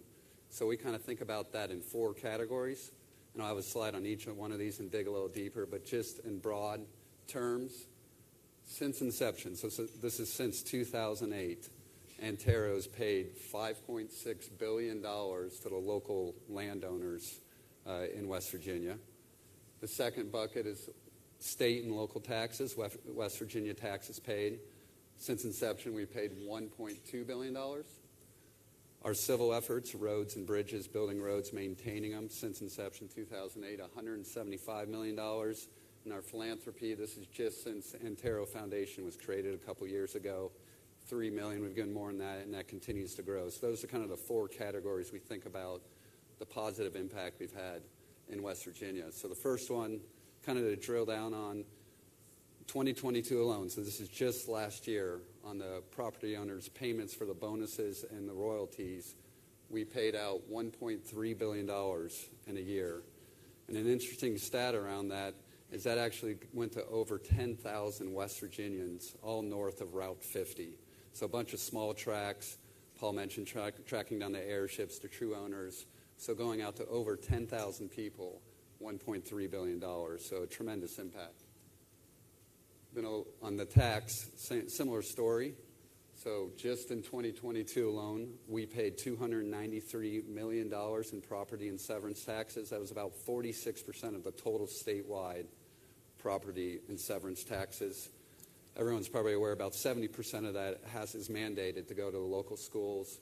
So in Harrison, Doddridge, Ritchie, Tyler, Wetzel County is a beneficiary of all this property taxes. And you can see that in the resources they have and the ability per student to spend over $24,000 per student, which is 70% greater than the other counties in the state. So one of the lasting impacts of Antero in the areas where we operate will be better education resources for the local communities. The third one, I mentioned roads and bridges. Again, just looking at it in 2022, we spent $29 million, $176 million since 2008. So this is building roads, building bridges, maintaining them, plowing the snow, traffic control. And the picture we have here of Davis Run Bridge on Route 23 in Tyler County, just east of Shirley, really shows the quality of the bridges and roads we build. So another lasting impact of our communities is we leave it with better infrastructure once we're gone. And then the fourth bucket is Antero's giving. I mentioned Antero Foundation. That was founded in 2020 with a $10 million charitable contribution from Antero Resources and Antero Midstream. An interesting note on that, the leadership of that, the board members who decide where to allocate the resources are non-Antero employees, and they're made up of West Virginia residents. We've highlighted some of the causes. We talked about Cheat Canyon, Robinson Grand, where we had the safety conference this year. We donated $600,000 to refurbish it back to its 1913 grandeur. Then we did a recent $100,000 donation to the Children's Hospital, WVU. Another effort we have is shown here in United Way and Mountaineer Food Bank. We're heavily involved in the food banks in this area. There's a lot of food insecurity, so we find our dollars go a long way in providing food security for the region. And then also an interesting one was just last month, this has really kind of highlighted our employee volunteer hours too. A bunch of our employees and about $100,000, we built a new show barn at the Tyler County, West Virginia Fairgrounds. So really strong effort. 22 was $1 million. We hope to continue to grow that year after year and continue to help out causes in West Virginia. So I'll wrap up my comments here with kind of our average annual impact. Members of the audience may be saying, well, you said since inception was 2008 or last year was high commodity prices. So we wanted to do a look back and kind of what is our annual average direct impact in West Virginia. So over the last 5 years, so we picked the last 5 years because I had low commodity prices, the COVID period, and one high commodity price year. So this is fairly indicative of our annual impact to West Virginia. So I'll go around the horn here, but I'll start annually. Antero Resources and Antero Midstream, capital investment of $1.4 billion. royalties paid on an annual basis, $650 million. We pay $170 million in taxes. We donate $1 million a year plus those 1,500 volunteer hours. We support over 3,000 jobs. And then as Paul mentioned in his remarks, we have over 20 years of remaining drilling inventory, so we plan on being here for a long time. All of this success obviously wouldn't be possible without our people and the people of West Virginia and the business climate, the welcoming business climate that we're able to invest in. So really appreciate that. And with that, Kevin, welcome you back up to the stage for a special announcement.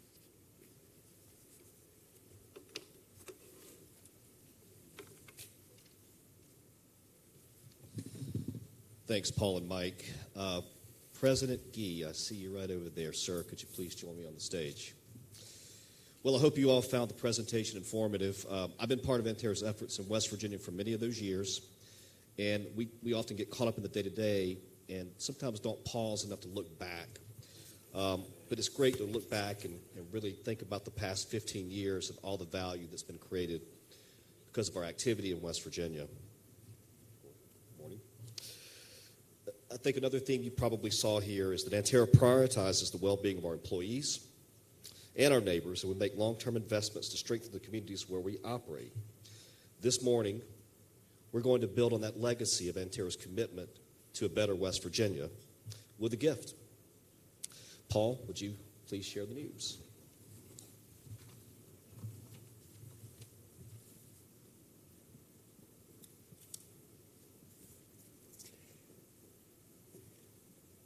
Yes, it's with great pleasure that I can announce this. President Gee, together with Mike Kennedy and the hundreds of employees of Antero Resources and Antero Midstream, it is my privilege to announce that Antero will make a $4 million gift to West Virginia University, the largest philanthropic gift in our company's history.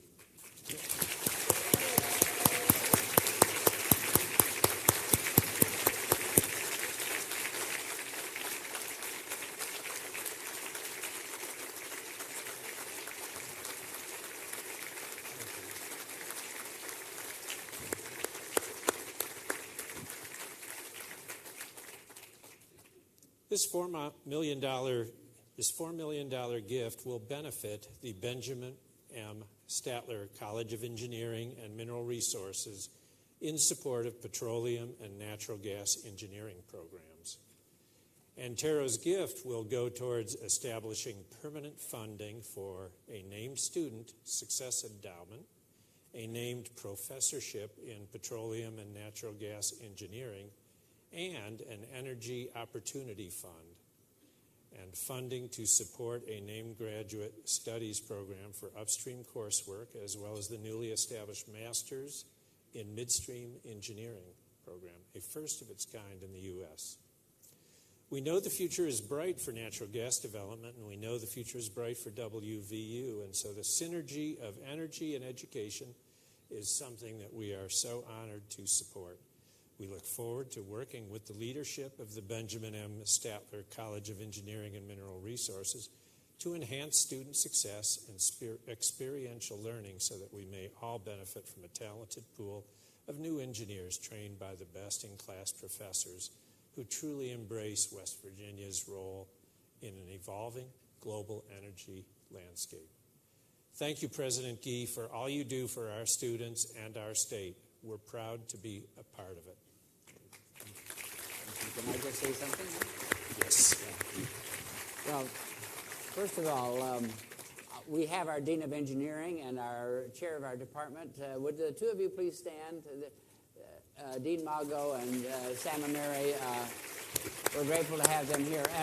And Antero, you know, I think Antero is one of those quiet companies that has a big impact, and we saw it today. Unbelievable what you have done for West Virginia, and the best is yet to come, because what we see is the beginning of a process, not the ending of a process. And of course, the university wants to be very much a part of this, and the natural gas and petroleum future in this state and in this country is absolutely essential. So we thank you. And I might just note, Paul, that we do have we do have a lot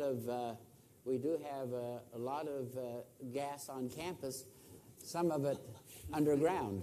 So I just might note that for you. Thank you very much.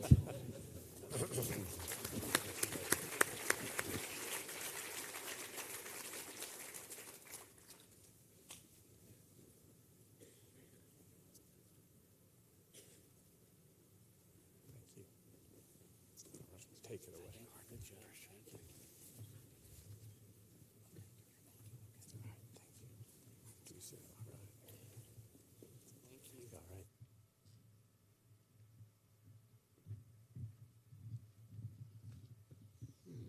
Thank you so much, Paul, Michael, for your presentation today. Kevin, for that generous donation. I can tell you I know on behalf of Gordon and certainly on behalf as a member of the Board of Governors of WVU, thank you so much for what a generous donation to our university. And as you can see, the impact that you have had on West Virginia. And so we really appreciate you being such a loyal sponsor here at the Business Summit, and thank you for joining us today. All right, so my job is to keep us on schedule today, right? So we are going to go ahead and get started with our next panel, and we're going to have Dr. Gordon Gee come back up to the stage. Dr. Gee has served as the president of West Virginia University since 2014, his second stint at the school.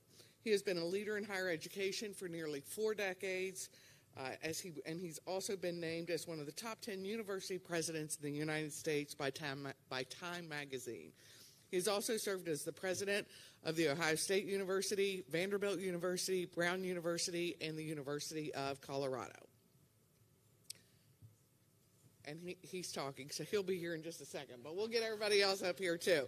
Next is Dr. Marty Roth, has served as the president of the University of Charleston since 2018. Previously, he was the dean of the Barney School of Business. Hey, listen, we know you have to thank him for that $4 million. We're good with that. Previously, he was the dean of the Barney School of Business at the University of Hartford and held faculty and leadership positions at the University of South Carolina and Boston College. He has over 30 years of experience helping universities by focusing on talent acquisition and development of needs for students. So, Dr. Roth, welcome. Dr. James Nemitz is serving as the 7th president of the West Virginia School of Osteopathic Medicine, holding the position since 2018. He previously served as vice president for administration and external relations for 8 years at the school. In addition to his administrative roles, he has over 30 years of experience at the school and is a tenured professor of anatomy. And as I've often shared with Dr. Nemitz, I'm a Greenbrier County girl. My first internship was at the communications office at the O School, so has a special place in my heart as well. Our moderator for this panel, Ben Williams, is the Executive Director of Government Relations and Advocacy, Global Policy, and External Relations for College Board. He is responsible for developing and executing targeted strategies to create and sustain partnerships with governors, legislators, civic leaders, and foundation representatives for several states. So, Ben, welcome, and I'll hand the podium off to you.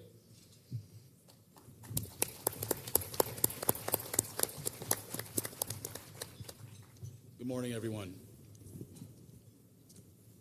This is my 5th time traveling from Michigan to this conference. It's one of my favorite summits, so thank you so much for having me. Mitch Carmichael told me that if I kept showing up, they would have to put me to work at some point, so here I am. Thank you. We'll kick things right off.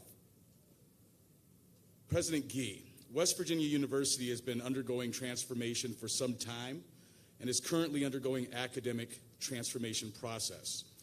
You also are facing a $45 million structural deficit. What are the issues facing West Virginia University and higher education nationwide? Well, thank you very much, everyone. Glad to be here.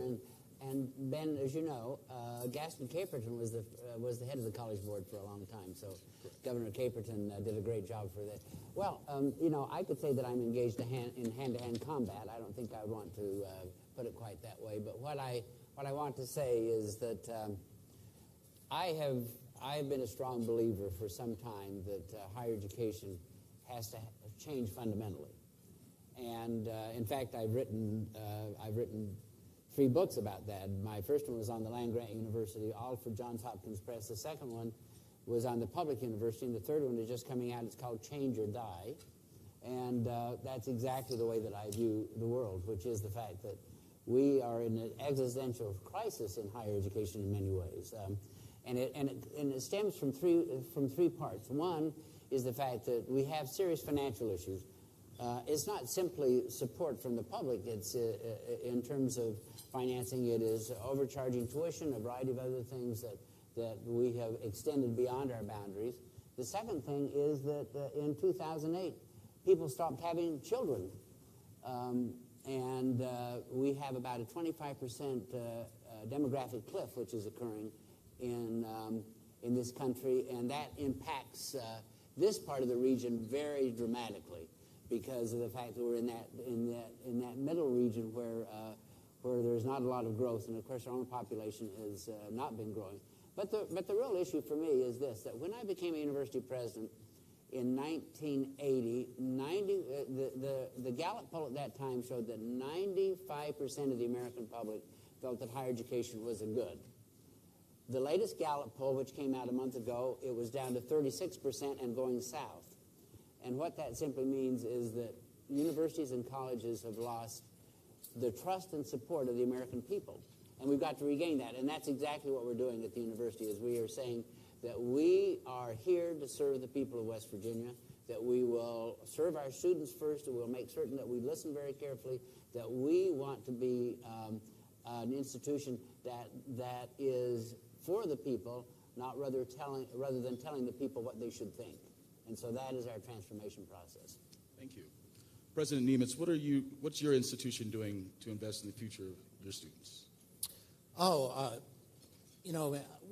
first of all, welcome everyone. It's great to be here. I think I was telling Susan and Steve, I think this is one of the best chamber meetings I've ever been to. Thanks everyone for being here. The West Virginia School of Osteopathic Medicine is committed to serving the state of West Virginia first and foremost. Leading producer of physicians for the state for a long time. School's been in existence 50 years. We saw a need throughout the state for physicians, especially in rural areas. And we have helped solve, we've contributed to that because as it's been pointed out numerous times, a quality health care delivery system in the state is essential for the continued well-being of the state and the ultimate prosperity of the state. And WVSOM is contributing to that. One of the things that I learned during COVID and now post-COVID is you got to take care of your students. Medical students are pretty robust. They're pretty strong, competitive students. But what I learned is they need nurturing and care just like everybody else.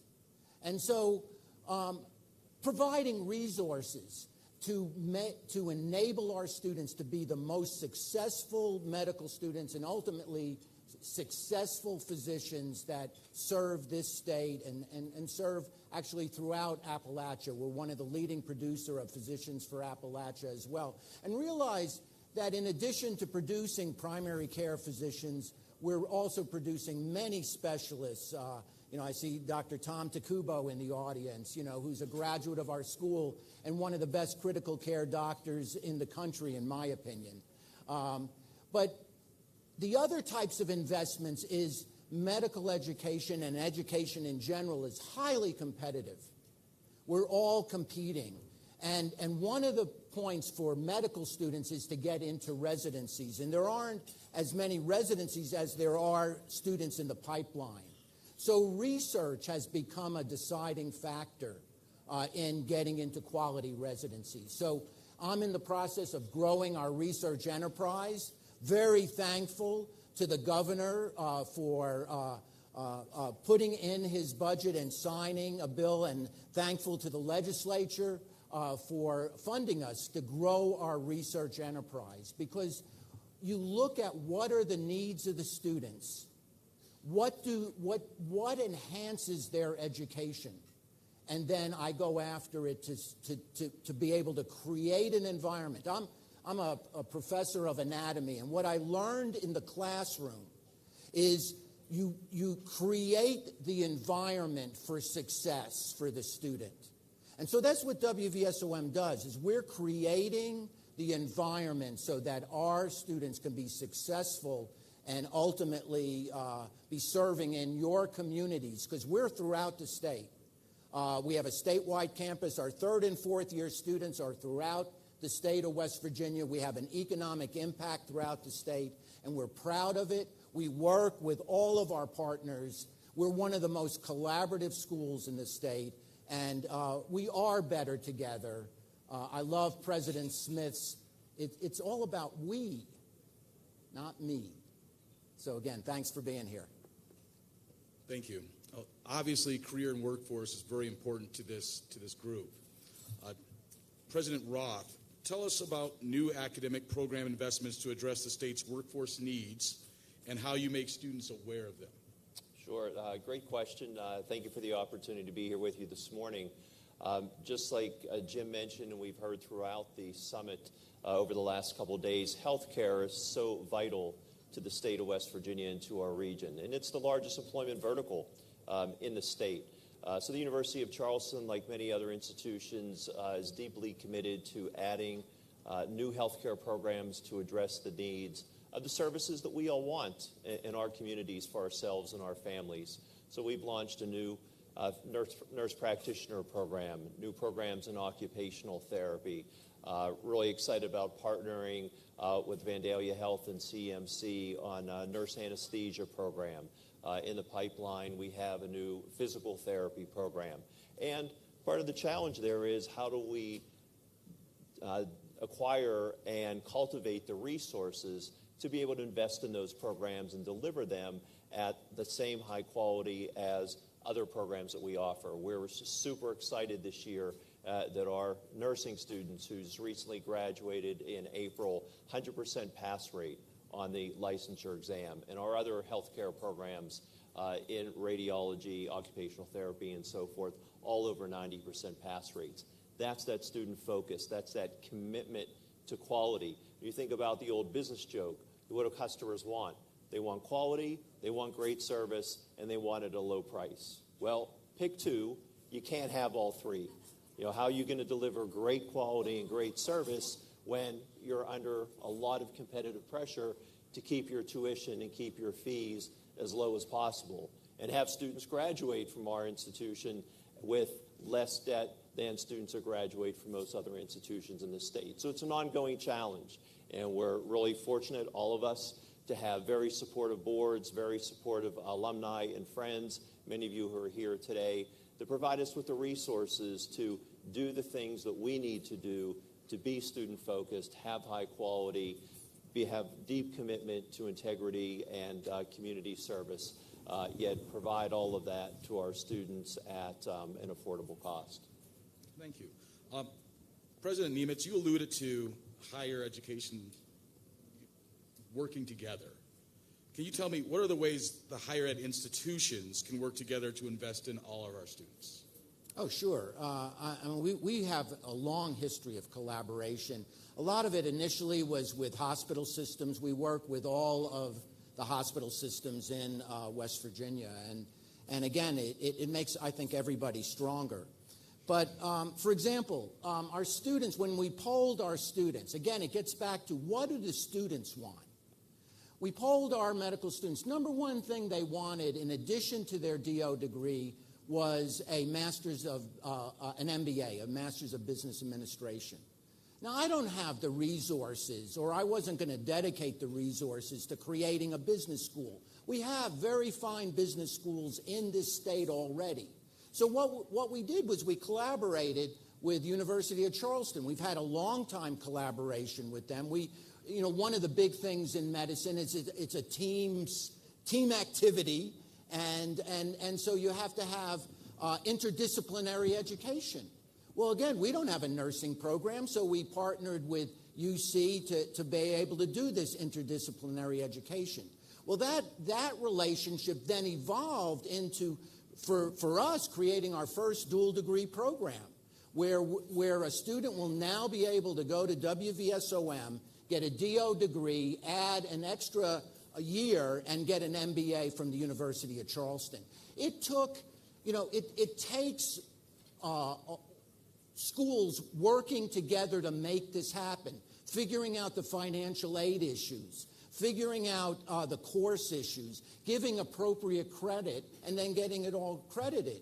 And again, it's working together. Same thing with WVU. I mean, the CTSI grant, where we're growing our research capability in the state by, first of all, attracting millions of federal dollars into the state to grow that research capacity, because that's the other thing we need more scientists. We need more people doing research. And again, that collaboration with with WVU and WVSOM only enhances the experience for the students, because the students get involved in that research, and that's critical to their futures. Thank you. President Gee, this panel is focused on investing in the next generation. What change is WVU undertaking to strengthen its core mission, and how do you continue to provide the comprehensive education that West Virginia University is known for? Well,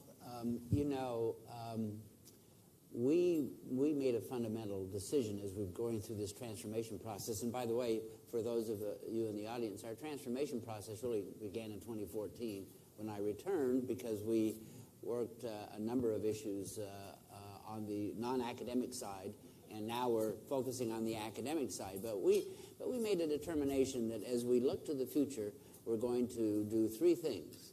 One is we're going to put our students first, which we think is very important. Very often these very large research universities, of which I've been a part all my career, they put everything first but students. And we felt that it was very important for our students to understand that they are the reason we are here, and that we want to produce students who not only have a great education but have a great purpose in life. And in fact, we have the first Purpose Institute in the country really focusing on that notion of what is the purpose of education, what is the purpose of our students. The second thing is we are a land-grant university, one of the most important in the country, I can say that, and we want to reaffirm our commitment to the land-grant mission, which is community building, which is collaboration, which is making certain that we create jobs, making certain that we have prosperity. All of those issues we think about. In fact, I often think about what would Abraham Lincoln say if he were here today, and how would he think about what the land-grant mission should be. And then the final thing is, how do we differentiate ourselves? We can't be everything, and this is one of the challenges that I'm facing right now. Everyone believes that you can have everything in a large comprehensive university. At the end of our process, we will have about over 300 academic programs. We will still be one of the most comprehensive academic centers in this country. But we will have made decisions that allow us to strengthen certain areas, forensics, neuroscience. In fact, you heard yesterday, we now have developed probably the most forward-leaning, comprehensive academic medical center and academic effort in terms of delivery of medical services in the country. We have about 24 hospitals. And we think that all of that is how the future will look for us. Thank you. I appreciate that passion. And leads to my next question. Education is a service business. President Roth, what enhancements are you making to meet and exceed students' expectations that you need to serve? That's a great question. One of the things that I think all of us as leaders in higher education are recognizing is the core student that we have served for so many years. Gordon described the students who are coming out of our high schools. As we've seen that market and the projections of that market has been declining, we are now looking at our potential market of students much more broadly than we've ever had before.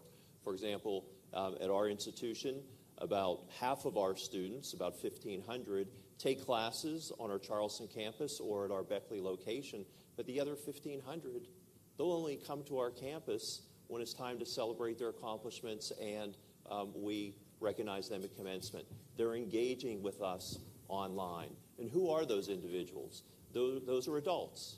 Those are adults who graduated from college a number of years ago. And they may have started their education, or they may be beginning that journey with our university. But we need to figure out how can we serve the needs of the student who is coming right out of high school just as much as the 40-year-old individual who is married or maybe a single parent, has kids, has a job, maybe multiple jobs. So the service requirements for us, I think, have really gone up significantly. So the first thing we do is we try to identify technologies that will enable us to deliver core services to those students more effectively. So as we just had our new students come to campus a couple weeks ago joining the university, all of them did an online check-in process. So when they arrived at the university, all they had to do was get onto their app, show us that they had done the check-in, and we could send them on their way to get their ID card. They'll be able to scan their way into their residence hall, be able to enjoy their meals, and so forth. So leveraging technology to make things easier for students is really important.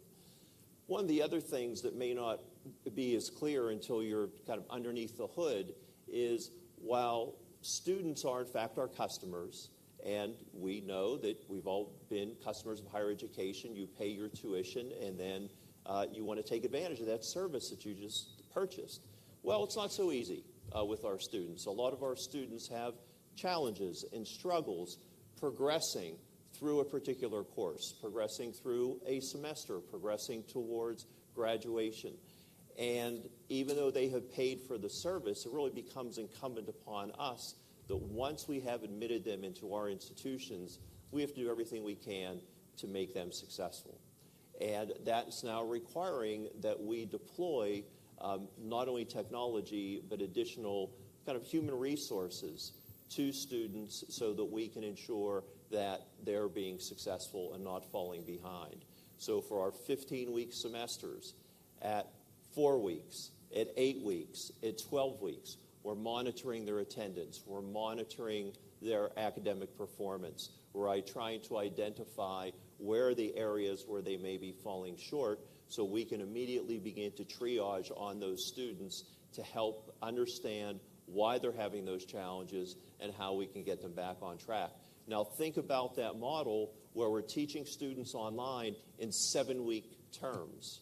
Now we have to do that at 2 weeks and at 4 weeks before we get to the point where they're not going to be able to complete the requirements for the degree. So we're always trying to identify thoughtful ways, productive ways, leveraging technology, redeploying some of our great people to be advisors, to be coaches, to be mentors, to help those students be successful. And it's a lot of the things that many of you do in your industries to make sure that you're satisfying your customers the best way that you can. Thank you. You know, I had a lot of conversations last night with folks from career and workforce industry. We were talking about the pipeline, K-12, and students identifying a career path earlier than the 11th grade, which has been the way things traditionally work. Perhaps there's a way to begin having these conversations with students as early as the 8th grade and the 9th grade. So thinking about that question, who is the next generation of students? Thank you very much for that question, because I am passionate. There is a huge need for higher ed to be involved in K through 12. Years ago, we started a program at WVSOM where we offered to students in high school the opportunity to come into our anatomy lab. I'm an anatomist. And show them human anatomy and talk about their bodies. Talk about not only the effect of smoking or alcohol or drugs on their body, but in addition, open up their world to the opportunity to consider a career in medical education. And I will tell you, I've had my own students come up to me and say to me, you probably don't remember me, but I was a high school kid from Princeton High School, and you changed my life. That's the power of what a teacher can do. That's the power of our universities and our colleges, is you can transform lives, and we need to transform lives earlier. They are our population. We have one of the lowest college-going rates in the country. We need to do better. We need to show our children throughout our state that there is incredible opportunity, and there are incentives. There are incentives to be able to be successful. And so we need to invest in that. And so that anatomy program is just one example of the work that WVSOM does in the community. I'm passionate that, a medical school or any type of institution of higher education has a responsibility to the community, has a responsibility to the citizens in that community, and that you need to be doing programs to enhance the quality of life in our communities.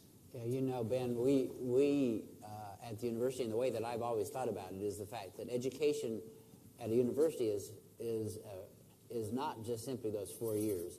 The educational system is pre-K through life, and particularly as a major American university and as an institution that is a land-grant institution, we need to take responsibility in that regard. And so, at the university, obviously, we have created something called the Educational Collaborative, which is throughout the state. We have something called Energy Express, where we take kids in rural communities and teach them during the summer. 4-H is one of the most forward-leaning programs. Our programs that we're doing with Scouts at the summit, all of those are part of what we need to do to create an educational system that is worthy of the people of the state. But the one thing we need to do is we need to create jobs that keep our students here and have them see the possibility of what education is about. I said yesterday, and I'll say it again, we've exported coal, oil, and gas, but the real export has been our talent. And that, until we can get that returning, until we can keep our young people here, we are always going to have a deficit position. And that really comes through the early education process. Thank you. Got about 4 minutes left. President Roth, what is consistent and what is unique about the current generation of students that you are currently serving? And how is your institution adapting to meet them where they are? Yeah, so it's always interesting to kind of track the evolution of generations and what become their values and their priorities. One of the things that really struck me this morning, we saw some of our great companies, West Virginia American Water, Appalachian Power, Antero, talk pretty passionately about their commitment to community. And we see that becoming more and more important to our students. That's something that they look for when they're trying to decide where they want to spend their time and their talent doing an internship or taking a full-time position.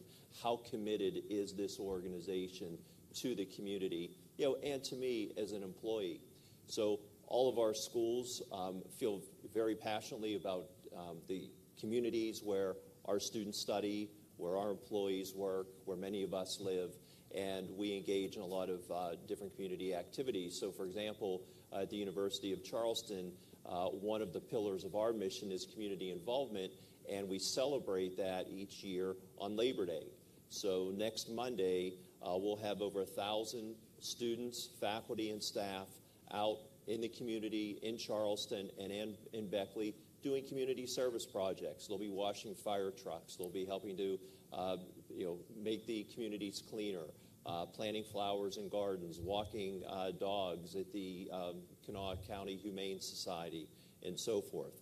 So you think about that, 1,000 individuals each spending 2 hours of their time to make our communities better places.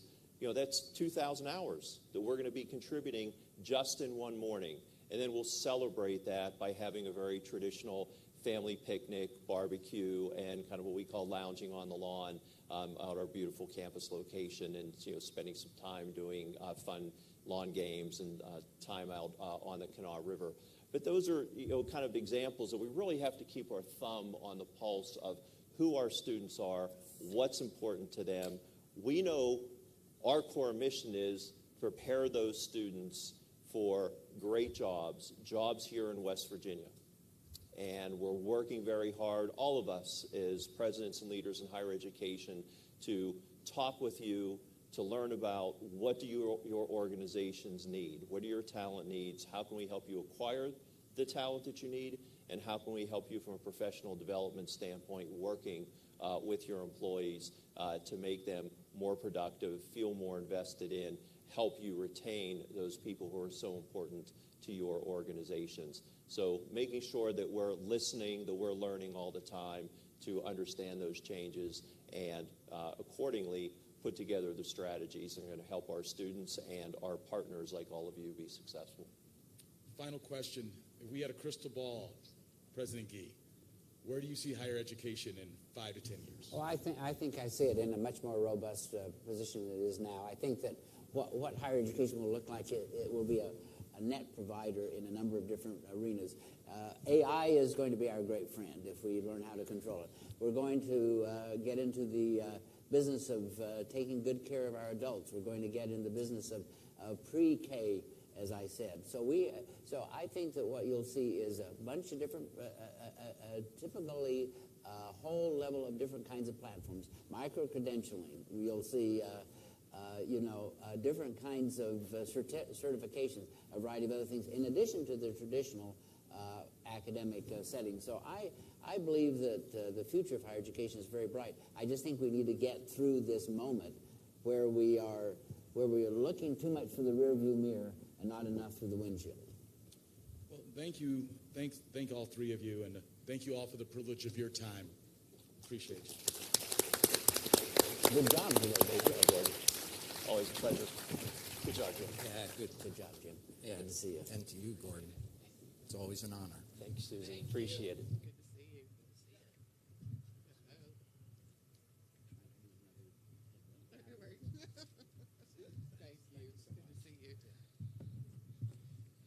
see you. All right. Thank you to all of our presidents and for Ben for moderating our panel.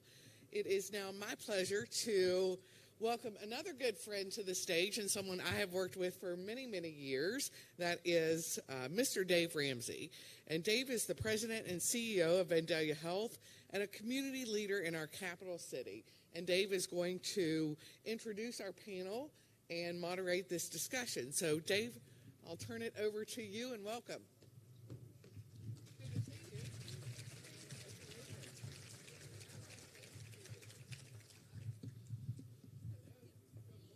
Good morning, everyone. It's a pleasure to be here. Susan, thank you for the introduction. Terrific turnout. It's always fun to be here. It's my 23rd business summit, so always great.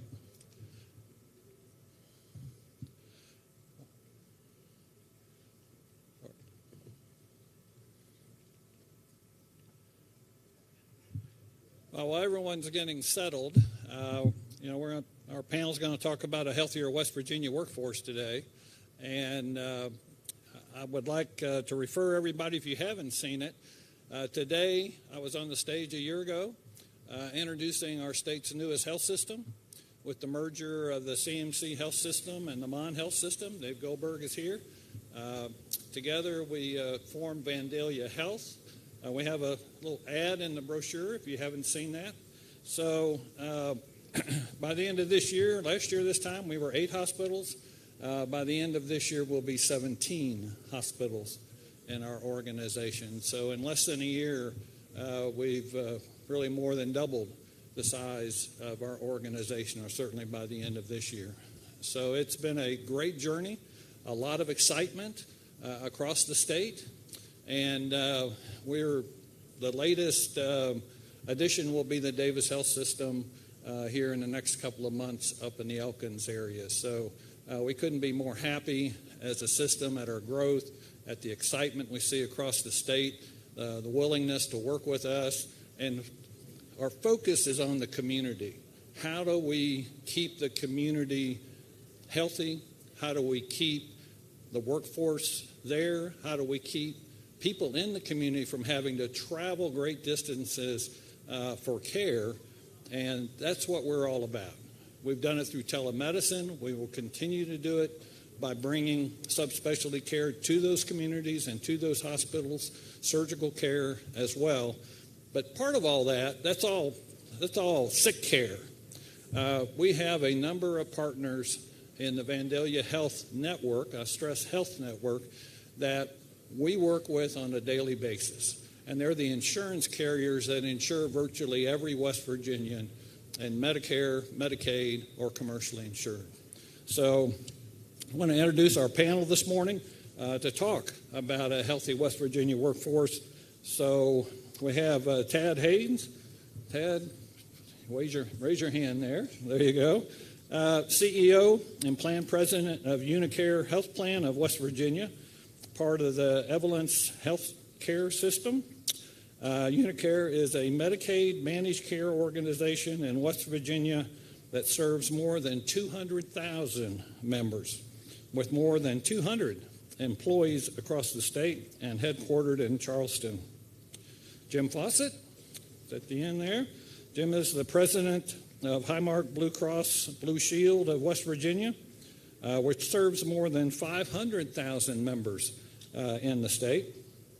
Based in Parkersburg, Jim is responsible for all the West Virginia market functions of Highmark in West Virginia, has more than 600 employees across our state. And Jeff Knight, there's Jeff, has held positions since joining the health plan in various positions since joining the health plan in 1998, where he now serves as the president and CEO. Previously, he served as the president and chief operating officer. The health plan is headquartered in Wheeling, West Virginia, and has more than 500 employees. And Todd White.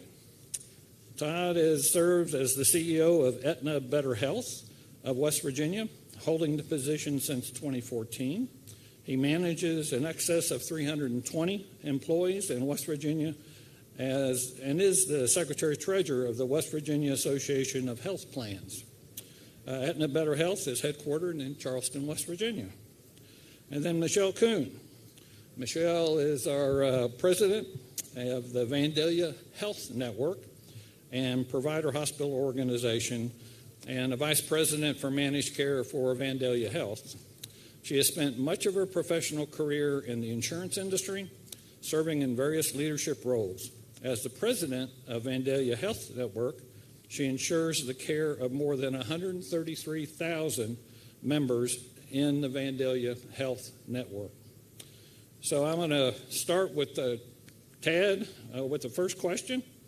And then Tad, as a large health insurance company in West Virginia, what is Unicare's health plan doing to help ensure workforce readiness of individuals that have Medicaid health insurance in our state? Well, thank you, Mr. Ramsey. Thank you for the opportunity to be here as well. That's a great question. Unicare, as you mentioned, is a Medicaid managed care organization in West Virginia. And what that means is we are serving some of the most vulnerable folks in our state. We have members that have very complex health conditions. We also have folks that have a lot of other challenges in their life, a lot of barriers that they have to overcome in order to lead their healthiest lives. So we spend a lot of time talking about social drivers of health. Social drivers of health, those are things like access to health care. Those are things like access to healthy food, quality living conditions, things like that, and as well as employment opportunities and educational opportunities. So we put a lot of emphasis on those things, and to Vandalia Health's credit, so do you. You guys have done a great job. You've been on the forefront of this conversation. I know you've got partnerships with every organization that's represented here today. Unicare in particular, we've done some things to address access to health care, especially in rural areas, access to quality food. We're doing a lot of stuff. We've got to prop up food stability. I've heard a couple folks mention that this morning, and that's been great. That's the kind of conversation that we have to have. So, again, kudos to Vandalia Health for what you've done. In terms of what we're doing, now that I've laid out the context for why it matters, and back to your question, you've got to look at the Medicaid population as a lot of subsets. So we have a lot of kids that we insure. So you think about kids and you think about some of the challenges that they have had in recent years, especially with the opioid epidemic. We know the struggles with our foster care system. We understand that kids have went through a lot of traumatic events. West Virginia also has one of the highest rates of first-generation college attendance. So one of the things that we have done is we've built partnerships to make sure those children are aware of not only college opportunities, but also vocational opportunities. So that's something that we've put a lot of focus on. You also look at the substance abuse issues that we've had in our state. And we know that stable employment is a significant indicator of long-term recovery success. So we have worked with our behavioral health providers throughout the state. We're piloting some different things to make sure that we are giving wraparound services to those members that are in recovery to give them the best chance at successful recovery. The other thing is we have a lot of members that have had recent employment issues.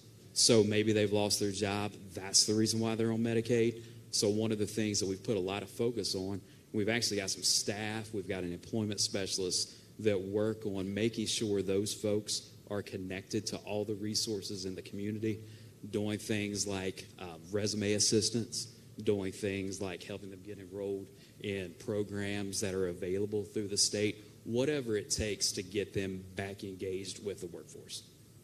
Yeah, Ted, give the audience an idea how many people in the state are on Medicaid. It's greater than 500,000.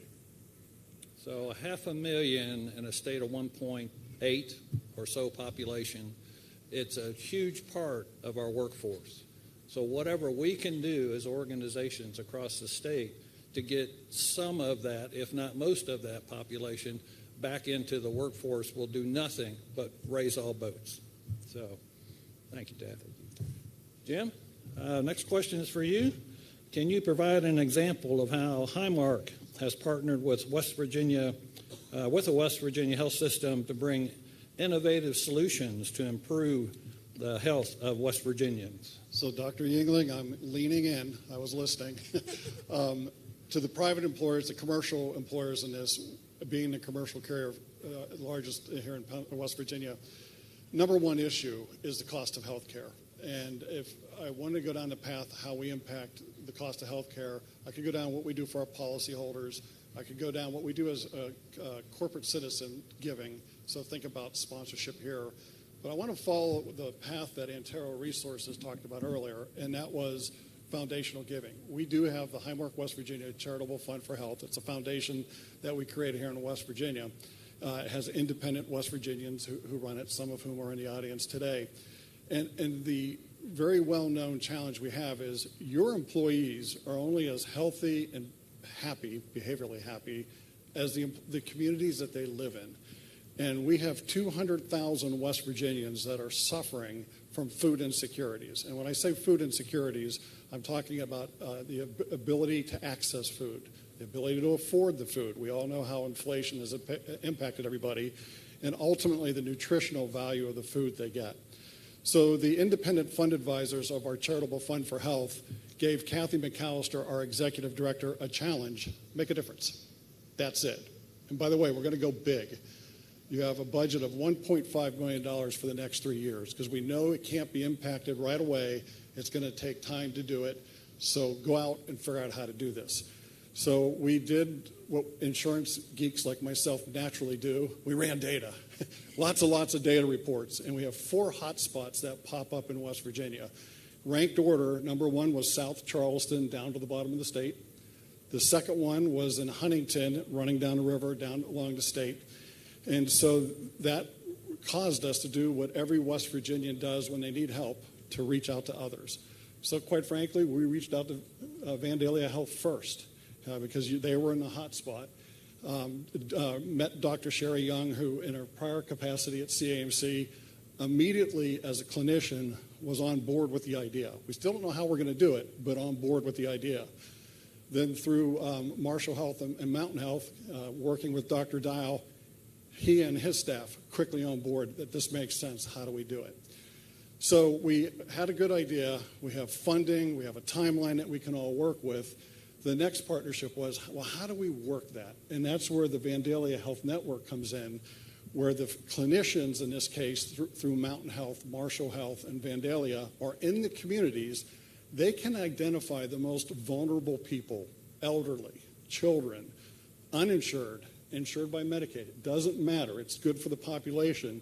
And when they identify somebody who could benefit from the obvious thing, that, and it's not unique in our industry, but like a debit card to help them access and pay for food, how do you do that so that we can measure results? And that is, it gets referred into the health network, who has social workers, dietitians, things of that sort. So we start a process. And then the other thing we had to do is we had to find some, what I would say, atypical partners for us, certainly at Highmark. And that is, our first one is we needed somebody who could issue debit cards, restricted use debit cards, do it well, do it efficiently. And we ran into a wonderful company called Incom who does it nationally. And so they could issue the cards. They're in increments of $75 up to $175, whether it's individuals or families. And then how do you get the food? The most unusual partner we ended up with was Dollar General. Dollar General has 75% of all Americans within 5 miles of one of their stores.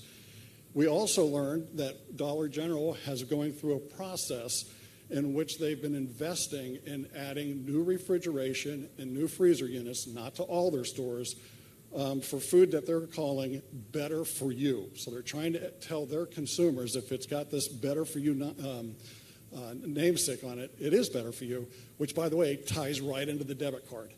And then the final thing is Dollar General, across the country, again, they're a for-profit company all over the country, internationally, actually. They have some new stores that are called DG Fresh stores. And we're hoping to get some of those in West Virginia because we have this process going. And to date, we've impacted about 500 West Virginians. Top 5 things purchased on the debit cards. And by the way, the debit cards are very easy for the consumer to use. If they buy 20 things and only 5 of them are eligible for the debit card, it pays immediately, and then they're just asked, how would you like to pay for the rest? So there's no stigma attached to it. It's very fluid. It works. And then the top 5 things are milk, bread, eggs, tuna, and water, which may seem really simple, but unfortunately for many families, that's going to make the difference. So we have 2 goals. The first goal is to make a difference. And I'm convinced with the Vandalia Health leadership, the Marshall Health Network, I used it, guys. and by the way, all of my personal files for Mountain Health Network are always MHN. Dr. Yingling, I thank you. I don't have to redo my personal file system. It's still MHN. So the first goal is to make a difference. The second goal is what we always struggle with in the foundation world is sustainability. We're insurance geeks. We're aligned with the top healthcare providers. If we can measure better outcomes drive lower consumption of healthcare resources, that means that there's the possibility that carriers like us, be it Medicaid or Medicare Advantage, could actually pay for these things if they were deemed to be medical payments, allowed in our rate development formulas, allowed in our MLRs, but it takes data to do that. Now, I would also like to say this is the start of a project. It's not perfect. We're not letting perfection get in the way of good. And the other 2 hotspots, we're working with another health system to see if we can spread this program. So I think that really demonstrates an innovative partnership both within West Virginia, but also partners outside of West Virginia. Yeah, thanks, Jim. It's a program that is so exciting to think about. It's only 500 families, but it'll be 1,000, then 1,500, then 2,000, then 3,000. It's a very exciting program. And many of y'all may not know that there are huge areas in West Virginia that are food deserts. There's no grocery store. So Dollar General is the grocery store. So that's why they chose that partner, and we're very proud to be working on the program with Highmark Blue Cross. The next person I want to introduce is Jeff Knight. And West Virginia has one of the oldest populations in the nation. What is the health plan doing to enable older West Virginians that are still working to remain healthy? And I might point out, for the audience's sake, West Virginia, about 20% of the population is on Medicare, and that's the second highest in the nation, next to Florida. So, Jeff? Well, thanks for the question, Dave. And also, thanks for the invitation as well. Thank you. For everybody in the audience who doesn't know who the health plan is, we are based out of Wheeling, West Virginia. We've been helping West Virginians since 1979, either through commercial, Medicare, Medicaid, or PEI coverage. Now, I will say a lot of people think that insurance companies, all they do is pay and process claims, and that's not true. We have a large clinical team comprised of medical directors, nurses, pharmacists that help our members navigate a very difficult and complicated healthcare system. We also know that West Virginia is an aging population and also an unhealthy population. So we have dedicated care teams within our clinical department that helps our members with the support and education they need to get the care that they need. And those care teams look like social workers, health coaches, life coaches, and also tobacco cessation facilitators. They help you quit smoking if you desire. So we also have an issue in West Virginia with chronic conditions, diabetes being one of those. At the health plan, we actually have disease management programs designed for each disease state for our members and dedicated for those members as well. West Virginia is a rural state. One of the tools that we use is remote monitoring for our high-risk members so that we're able to have nurses watch output and hopefully prevent and detect a medical event before it occurs.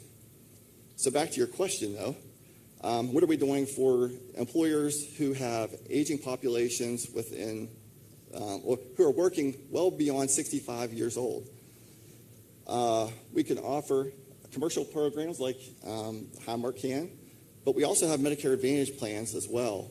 And Medicare Advantage is a very unique tool and a unique opportunity as well because it has more benefits and better benefits than traditional Medicare.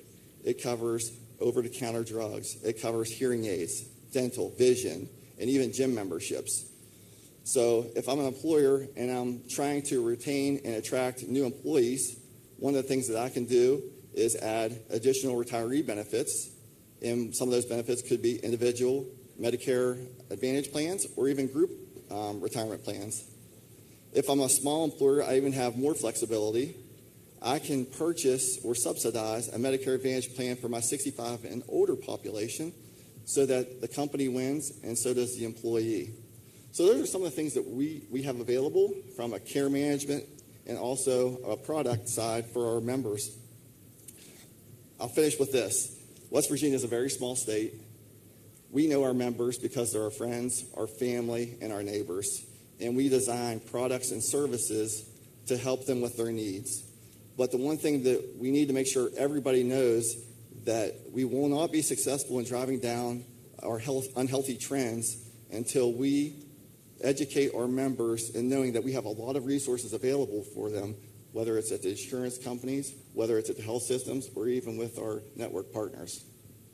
Yeah, I want to emphasize that the health plan is a born and bred West Virginia company in Wheeling. The other folks are part of bigger systems, some national, some more regional. So it's great to have you up here in the panel. We're smaller and nimble. There you go. There you go. So let me ask the next question then of Todd. What is Aetna Better Health doing to help younger West Virginians enter the workforce? Thank you, Dave. And thank you for the opportunity for you and Michelle to letting us get up here. With West Virginia, the key for a healthier workforce really is tied back to a very solid network. And we know that for clinical professionals across the country, there is a huge shortage. And West Virginia is just amplified, especially in certain specialties and different professions. So I know you had mentioned we have over 320 employees. Well, Between when we wrote that and now, we're in the process of hiring 76 new nurses due to an increase in some children waiver programs. So imagine trying to find 76 new nurses, Dave. So it's going to be a multiple. I feel your pain. Yeah. So if I come steal some of your nurses, don't complain. So, fair warning, Tad. So anyway, how can we solve the problem of clinical staff shortages plus creating economic opportunity? So we started collaborating with a lot of our community and provider partners across the state over the last couple of years, but really ramped it up this year. And I wanted to bring two examples to everybody's attention to just let you know what just happened just this year. So we partnered with the St. Mary's School of Nursing, Christy, I see you down there, Christy Arrowwood and Dr. Joe Trader. And through a $1.5 million investment, they were able to take that funding and expand their nursing school to allow larger classrooms, larger class sizes of nurses to get through the system so that we can hire them later on. But also it created an endowment so that West Virginia youth can leverage those resources and get right into the school. So thank you, Christy, for all that. That's going to be wonderful. Secondly, we partnered with West Virginia Wesleyan, and we found this through Rick Simon and Trish Collett at Community Care West Virginia. And we've talked to Dr. James Moore, sitting back there. Congratulations, James, by the way. And so we know with behavioral health in particular, there's a huge need. And so there's very few resources for master's level therapists. So Dr. Moore came to the group and said, hey, we want to start this program. There's only 2 other ones in the entire state. So through a $1.2 million funding mechanism, the 3 of us were able to get together. Dr. Moore's ran forward with that. And January 24, the first class starts at West Virginia Wesleyan for behavioral health therapists. And I know between all of us up here, between just those 2 programs, we're going to have ample opportunities for the youth to get their degrees and to start working right here in West Virginia. Yeah, that's great. Yeah, it's I'm just going to move on to Michelle at this point because we're going to run out of time here shortly. But as I mentioned, Michelle is the president of the Vandalia Health Stress Health Network. And then, Michelle, how do you work with these insurance companies, our partners here, and others to improve the health of West Virginia's workforce? All right. Well, first, thank you very much for letting us talk about a healthier West Virginia workforce. The question I got this morning was, though, Michelle, you also do managed care. You're bringing all the payers on the stage. Are you bringing them up here to shake them down for more money? No, I don't even have to do that because they come to us and want to partner. Yeah. They want to be collaborators. Because at the end of the day, our patients from a health network standpoint are their members. Their members are your employees, right? So the goal at the end of the day is how can we all work together to improve the workforce? And we do that through partnerships and collaboration. You heard about the Food as Medicine program, the Healthy Neighborhoods. When we take care of those social determinants of health and remove those barriers, we're able to get resources to individuals so that they can perform as a workforce at a higher level. And that's what our goal is to work together. We don't need to recreate the wheel. We just need to form partnerships and bring all the resources together so our communities are healthier. Very good. I might add from the healthy workforce standpoint that we now have 7 telemedicine hubs around the state. We'll do about 50,000 telemedicine office visits this year. It's part of an initiative we started pre-COVID. And in terms of social determinants of health, besides food insecurity, transportation is right up there at the top of the list. We all know West Virginians that can't afford gas, don't have a car, have to borrow a car, have to get help getting to the doctor. So taking subspecialty care into the communities that we serve is just one way to provide that coverage so folks do not have to travel. They can get their lab work, they can get their x-rays, they can get their CTs, et cetera, locally, and then revisit with the physician via telemedicine at one of our hubs. So it works very well. So it's a combination of efforts that we all bring to the table to do what we can to keep people local, keep their care local, and help take care of them. Well, we've got about 4 minutes here, so let me just ask a final question. what would you like the audience to know about your company or what you're doing for our workforce that you didn't get a chance to talk about it?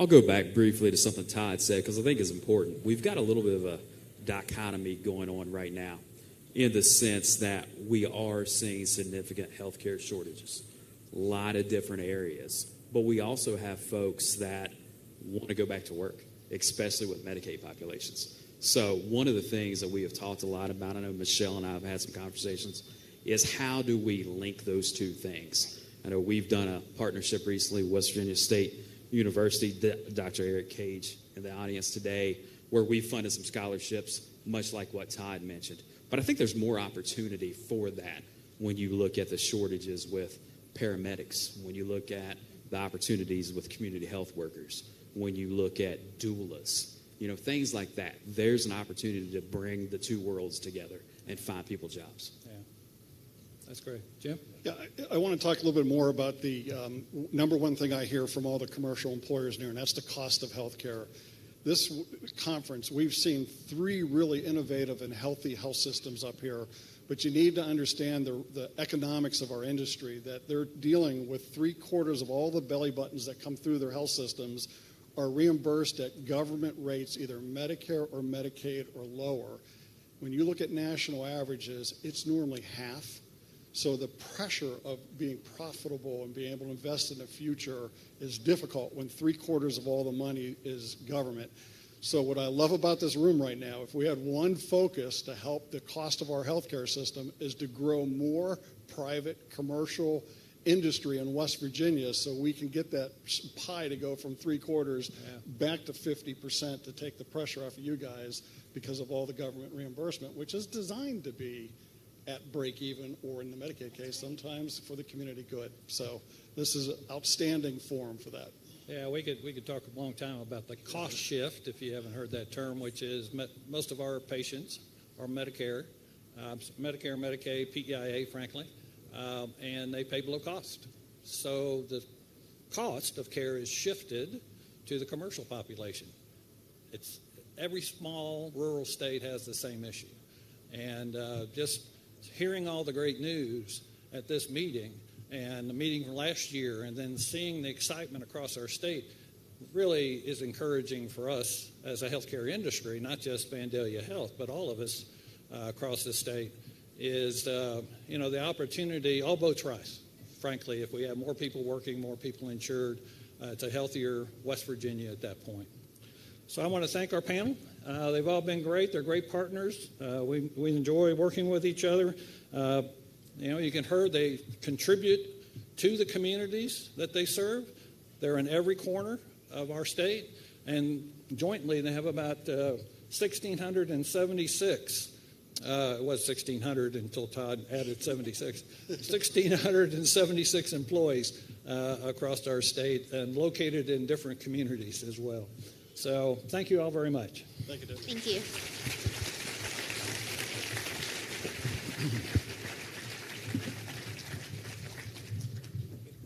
Thank you. Appreciate it. Thank you very much. Thank you. Thank you.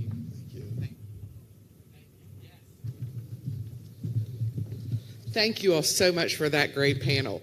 Well, I am happy to say we are right on time. So we are getting ready to go live on WSAZ, and it is my pleasure to introduce our moderator. So for the first time, we are going to have 4 announced candidates for the governor of West Virginia on the stage together here at the Business Summit. Our moderator for this event is Sarah Sager, an anchor for WSAZ in Huntington. Sarah spoke at the Women's Summit earlier this year, and I told her just a few minutes ago, her story. She's an incredible anchor, but she's also an incredible person, and we're really fortunate to have her here.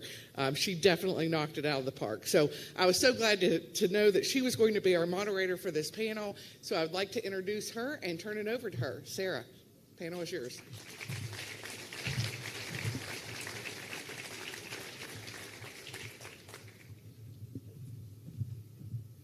Hello, everyone. Good morning. So I'm Sarah. Thank you, Susan, for that wonderful introduction. I want to introduce our 4 candidates. I would like for them to come up on stage right now because, as Susan said, this is going to be broadcast live on WSAZ. You can see my IFB in my ear. I'm hearing we are in commercial right now. Actually, that stinger is rolling, and we are going to be live. So this is not only a presentation for you all, a forum for you all. This is going to be broadcast live to a large portion of the state's viewing area. WSAZ has a very large viewing area. So gentlemen, come up on stage.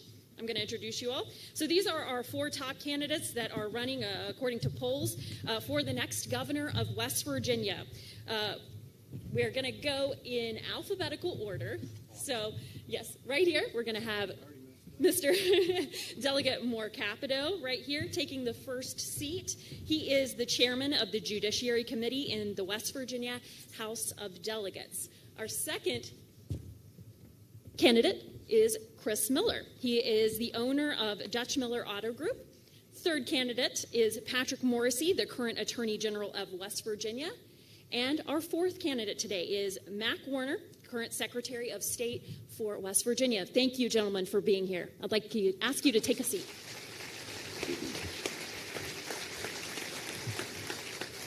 Again, this is being broadcast right now live on WSAZ, so welcome all of our viewers at home as well. Thank you for being here. We know this is an important opportunity for the state as this is the first time these 4 candidates have sat down. I'm going to give you each 2 minutes to introduce yourself, and then after that we'll be taking questions, or I will be giving you questions. We will not have audience questions, but you will then get 90 seconds to answer those questions. So I'm going to go in alphabetical order. Delegate Capito, go ahead. Start your introduction.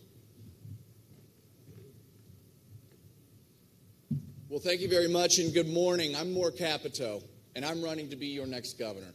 And let me tell you why. As a lifelong 6th-generation West Virginian and the father of 2 children, I know that the most pressing economic and moral issue that we face as a state is the future of our children and our grandchildren. And our campaign message is very simple. I am the get it done conservative. Time and again, whether it was building the first Republican supermajority or delivering as Judiciary Chair in the most pro-growth conservative agenda this state has ever seen, I always execute and deliver. And let me just share with you this morning a few of those examples. When the hardworking people of West Virginia came to us and asked for historic tax relief, we got it done. When the Secretary of State's office came to us and wanted to work together on election security, we got that done. When the Attorney General's office came to me and wanted help standing up the West Virginia First Foundation, I got that done. And I use those examples to illustrate that I will always put our people ahead of politics. You know, as a child, my grandfather used to write me letters. And there were a lot of them. And he wrote in one of them that has always stuck with me that he suggested that in his life he had found that successful people are good listeners and that I should adopt that creed. Now, I don't know if he was putting in a not-so-subtle hint or giving me life advice. But nevertheless, I will share with you that that has stuck with me in my service. And there are a lot of people in this room that have worked with me, and all of them will tell you that I am a listener and a doer. To take West Virginia to the next level, we must strengthen our communities, provide world-class education. Mr. Capito, thank you so much. Continue our economic growth, and together we will get it done. Thank you. Thank you, sir. Our next candidate I want you to introduce is businessman Chris Miller. Again, this is for TV purposes. TV time is tight, and so we will be running a tight ship here today. So yes, ma'am. Take it away. My name is Chris Miller. When I was 10 and a half years old, I told my dad I wanted a pair of Air Jordan tennis shoes. And when he found out they cost $125, you know what he told me? He told me to get a job. And I've been working ever since. Eventually, I got involved in our family's businesses. We had 2 businesses when I started. And through a lot of blood, sweat, and tears and systematic hard work, I was able to turn that into 26 different enterprises. We employ 700 people, 500 of which are inside of West Virginia. We're in the automotive space, insurance and reinsurance, a bunch of real estate. We're bison farmers, And I have a data and technology company. And if I ran my businesses the way the government spends our tax dollars, I'd be broke. Right now, our state faces a major problem. Our number one export is not coal, it's not natural gas, it's not our lumber. Our number one export is our educated kids. And we have to create an economy that thrives to prevent that from happening any further. We need to run state government more like a business. We need to audit every single dime. We need to treat our taxpayers like customers with a simple-minded focus of making their lives better. And you know what else we got to do? We got to break up the good old boy system that's been running our state for far too long. I think our state and our people are struggling from a little bit of what I call PTSD. We don't realize how great we have been, and we don't realize how great we can be. Think about this for a minute. Our people mined the coal that built the steel that led to a victory in World War I. We mined the coal that built the steel that led to a victory in World War II. And we mined the coal that led to the cheap energy and the greatest capitalistic expansion in human history. We did that. The rest of the world, they think we're a bunch of hillbillies. But if you look at what's happening right now in West Virginia, the momentum is incredible. If you want to do something huge, if you want to accomplish greatness, then come with me. Let's go, let's get to work, and let's show the rest of the world what West Virginia is really capable of. Thank you for that introduction. The next candidate I would like to introduce is Attorney General Patrick Morrisey. Mr. Morrisey, take it away. I hope everyone's having a good evening. You're going to have a show here today. So, my name is Patrick Morrisey, and I am your Attorney General. And I would argue on this stage, there is one proven conservative with a record that's second to none on all of the major issues that West Virginians care about. West Virginia has some significant challenges coming out into the future. We're going to be talking about them today. But for all the promises that are going to be made by all the candidates up here, I would argue you have to go with the person who's been there, who's done that, who's proven his conservative bona fides time after time. I've taken on the federal government when they had their sights set on West Virginia, and I delivered. That West Virginia EPA case, we saved thousands of jobs. I took on the Waters United States rule. If you're a farmer, if you're a contractor, if you're in real estate, you don't want the federal government describing your backyard ditch or ephemeral stream as a federally navigable waterway. I fought against that and won, against all the political elites. We stood up for school choice and charter schools. Big wins for West Virginia. When I'm the next governor of the state of West Virginia, education is going to be my top priority. We must educate our kids and protect our parents from the craziness of the cultural wars around us. And we have to continue doing great work to advance our workforce. I've taken on the drug companies, and we secured some of the top-rated settlements in the country. And we created a foundation and a structure that's going to be second to none to help ensure that another generation doesn't fall prey to senseless death. We've built national coalitions. We've taken on the biggest fights for our state. But I don't come to you today as part of political royalty or inheriting a big name. I come to you as a guy who's worked very hard in the arena, who's not only been there and done that, but has fought and delivered for West Virginia more than everyone on this stage combined. Again, thank you. I appreciate it. Our next candidate I would like to introduce is our current Secretary of State, Mac Warner. The business of America is business, said Calvin Coolidge. This is West Virginia's Business Summit, and collectively, you run this state. This event is the most important job interview we candidates will face, and in likelihood, one of the four of us will be the next governor of the state of West Virginia. I was born in West Virginia, and I'm happily married to my wonderful wife, Debbie, of 41 years this week. We have 4 children, all of whom served in the military. I'm an Eagle Scout, graduate of West Point, WVU College of Law. I hold 2 master's degrees. I have lived a life of service, both in the military and with the U.S. State Department. As you make your decisions, carefully consider the life experiences for the people to best lead as governor. Here are some of the things the governor does. Making appointments. I've been a prosecutor and a defense counsel, and I've trained judges in Panama, Peru, Paraguay, Germany, Ukraine, and Afghanistan. I've taken war criminals to The Hague for the ICJ. As the Commander-in-Chief of the National Guard, I am the sole veteran in this race, the one who knows military tactics techniques, tactics, and procedures. When West Virginia has a disaster, we call in the National Guard. We deserve a commander-in-chief who is ready to command. Managing state agencies, I've run the world's largest rule of law program where I managed the Supreme Court, Ministry of Justice, Attorney General's Office, and Ministry of Women's Affairs in Afghanistan.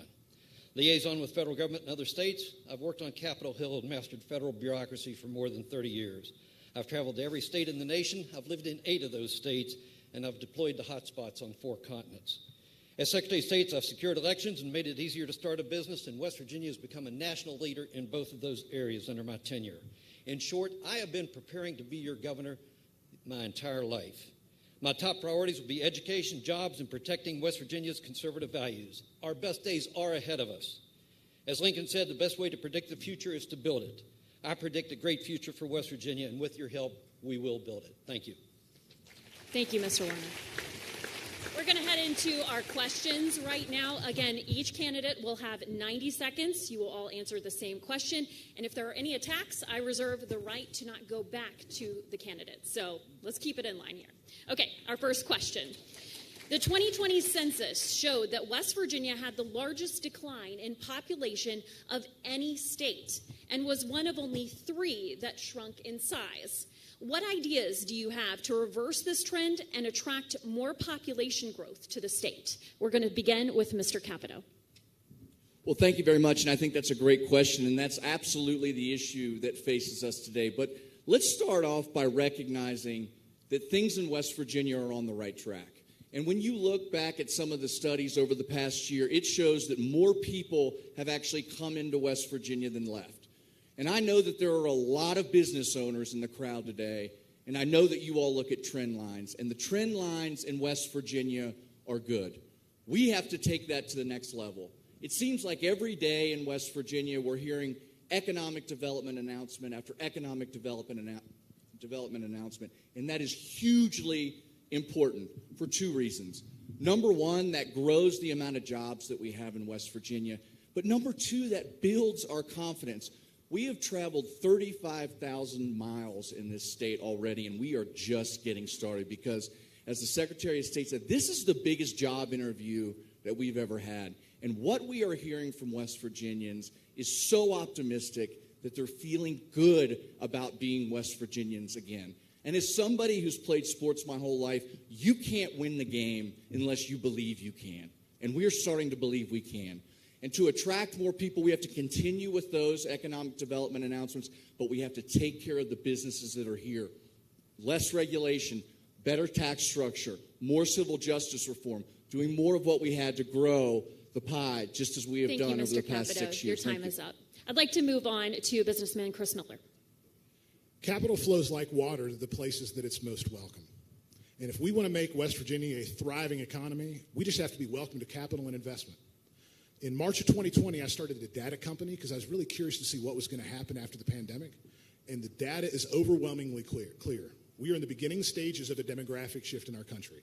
And it's not as simple as California to Texas and New York and New Jersey to Florida. It's ingrained in a bunch of stuff, social, political, economic, and cultural.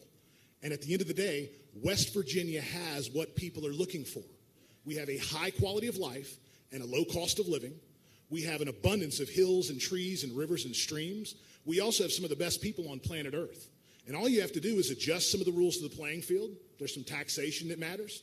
3 of the 4 fastest growing states post-pandemic, Tennessee, Texas, and Florida, all have one thing in common, and that is a 0 state income tax. We've got to get rid of that quickly. We've got to make it easier to do business. We have to get rid of a lot of the burdensome regulations. We also need to run state government more like a business and realize that at the end of the day, the responsibility is to the taxpayers to make their lives better. The opportunity exists right now if we play our cards exactly the right way to grow our state's population.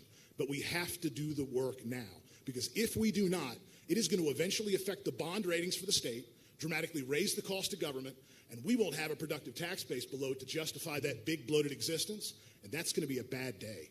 But, like I said, we have what everybody's looking for. Thank you, Mr. Miller. Appreciate that. Let's head over to Mr. Morrissey. So as we look at this incredible challenge, we know that we have to make changes very, very quickly. As your Attorney General, I've developed a knowledge base and experiences working with on all the major issues and challenges facing our state. But what we need to do is have a 100-day plan when I take office as governor, and here's what it'll be. First, we're going to look at every single state that surrounds us. We'll look at Maryland, we'll look at Pennsylvania, Virginia, Ohio, Kentucky, and then we're going to look at West Virginia. And we're going to make sure that on the issue of taxation, on the issue of regulation, on the issue of licensing, on the issue of workforce, West Virginia is going to win against all those states. And I think having a straightforward plan like that's critical because we can look at the policies that have worked in other places and we can advance. We need to do that badly because there's some very significant threats upon us. We know that right now the Biden administration is targeting our state with their crazy policies to get rid of our coal and natural gas jobs. You need a governor who has the experience to fight and stop that. We have to make sure we're making those tough decisions, but the best way to do it is to point to things that have been successful in the past. That's how I'm going to do it. I'm going to start during my first 100 days as governor. Thank you, Mr. Morrissey. Let's head over to Secretary of State Mac Warner now. Thank you. As a lifelong West Virginian, I have seen the roller coaster ride of this state.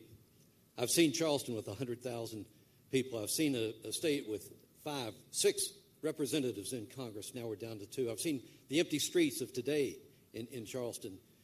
And I know where I want to take it as governor, back to those thriving days. And how do we do that? Education is the key. I'm going to be the education governor. And the way you do that is you emphasize teaching, you reinforce the teachers. I had a teacher that told me that she quit the job after 30 years because she was walking down the hallway and she told some students to get back in the hallway. She said, girls, it's time to get back in class. Somebody reported her, and she was reprimanded because she called them girls as opposed to students. Folks, we need to enforce teachers, reinforce them, and not be chastising them for simply trying to get people to get an education. We need to reinforce the parents, giving them a choice in the schools, but the focus always has to be on that child. That's the triangle that we need to reinforce. We need to stop the drug epidemic, the opioid crisis. West Virginia's twice what the other states are when deaths per 1,000. Okay, we've got to attack that, and I've got a plan to do that. At another time, we can go through that. That is the wet blanket that goes on top of everything. We need to get a job-ready force, and that begins with the education. Then we need to move to site development. If you were here in 2015, it was worried about getting rid of prevailing wage and making it a right-to-work state. We can change that. Thank you. Thank you. And to remind the candidates, this is being broadcast live on TV, so if you could stay seated for camera purposes, we'd appreciate that. The second question now. West Virginia has more state and local government employees per capita than 37 other states. Our state also has 55 separate county governments that vary wildly in size and population. Is this appropriate given our state's rural nature, and should we begin to find ways to streamline services? I would like to begin with Mr. Capito. Delegate Capito, excuse me. Moore's fine, too.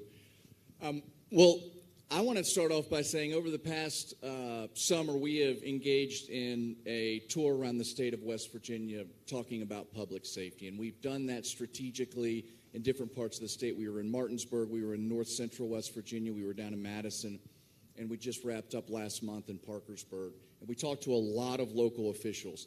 I'm a firm believer that local officials know best.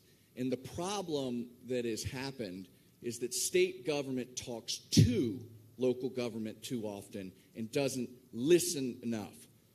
When I'm governor, we're going to start off the day one by entering onto an engagement tour where we go to every single local and county government and talk to them about what they need. It's about communication. We have so much of a lack of communication, and that's what we learned when we toured around the state, that one county doesn't know what the next county is doing. It's not that there's too much of it. It's just the efficiency is broken down because there's a lack of communication. We have incredible opportunities in all of our counties. We have super, super dedicated local officials. I mean, I bet you in this crowd right now of however many there are, there's probably hundreds of local officials that do hard work every day, and you all are the experts. It's just time that your government listens, and that's exactly what I will do as your governor. Thank you. Let's head over to Mr. Miller. Well, we're top heavy. And this is the first sign that I knew that we're top heavy. When the pandemic hit and we sent a bunch of people home to work with laptops, and they were all supposed to log in and do their jobs, and nobody logged in, nothing got done except for government still functioned and all the bills got paid. You can't tell me there's not meat left on that bone. There's also major opportunities when it comes to technology to improve the efficiencies of how state government operates. I have a CRM and a DMS that uploads KPIs and data in real time, including accounting, to let me manage all of the different 26 businesses that I have through a dashboard. And I can see it happening in real time. If we were able to implement something like that at the state level, the efficiencies that we could create would be incredible. And at the end of the day, we have to remember that we are the customers. The taxpayers are the customers. And it is the obligation of the government to provide a better quality of life and tangible products to the customers to make their lives better. And they waste our money. There are efficiencies that exist that we can create to manage the taxpayers' dollars better, and there's systems that we can set up to do this in a much better way.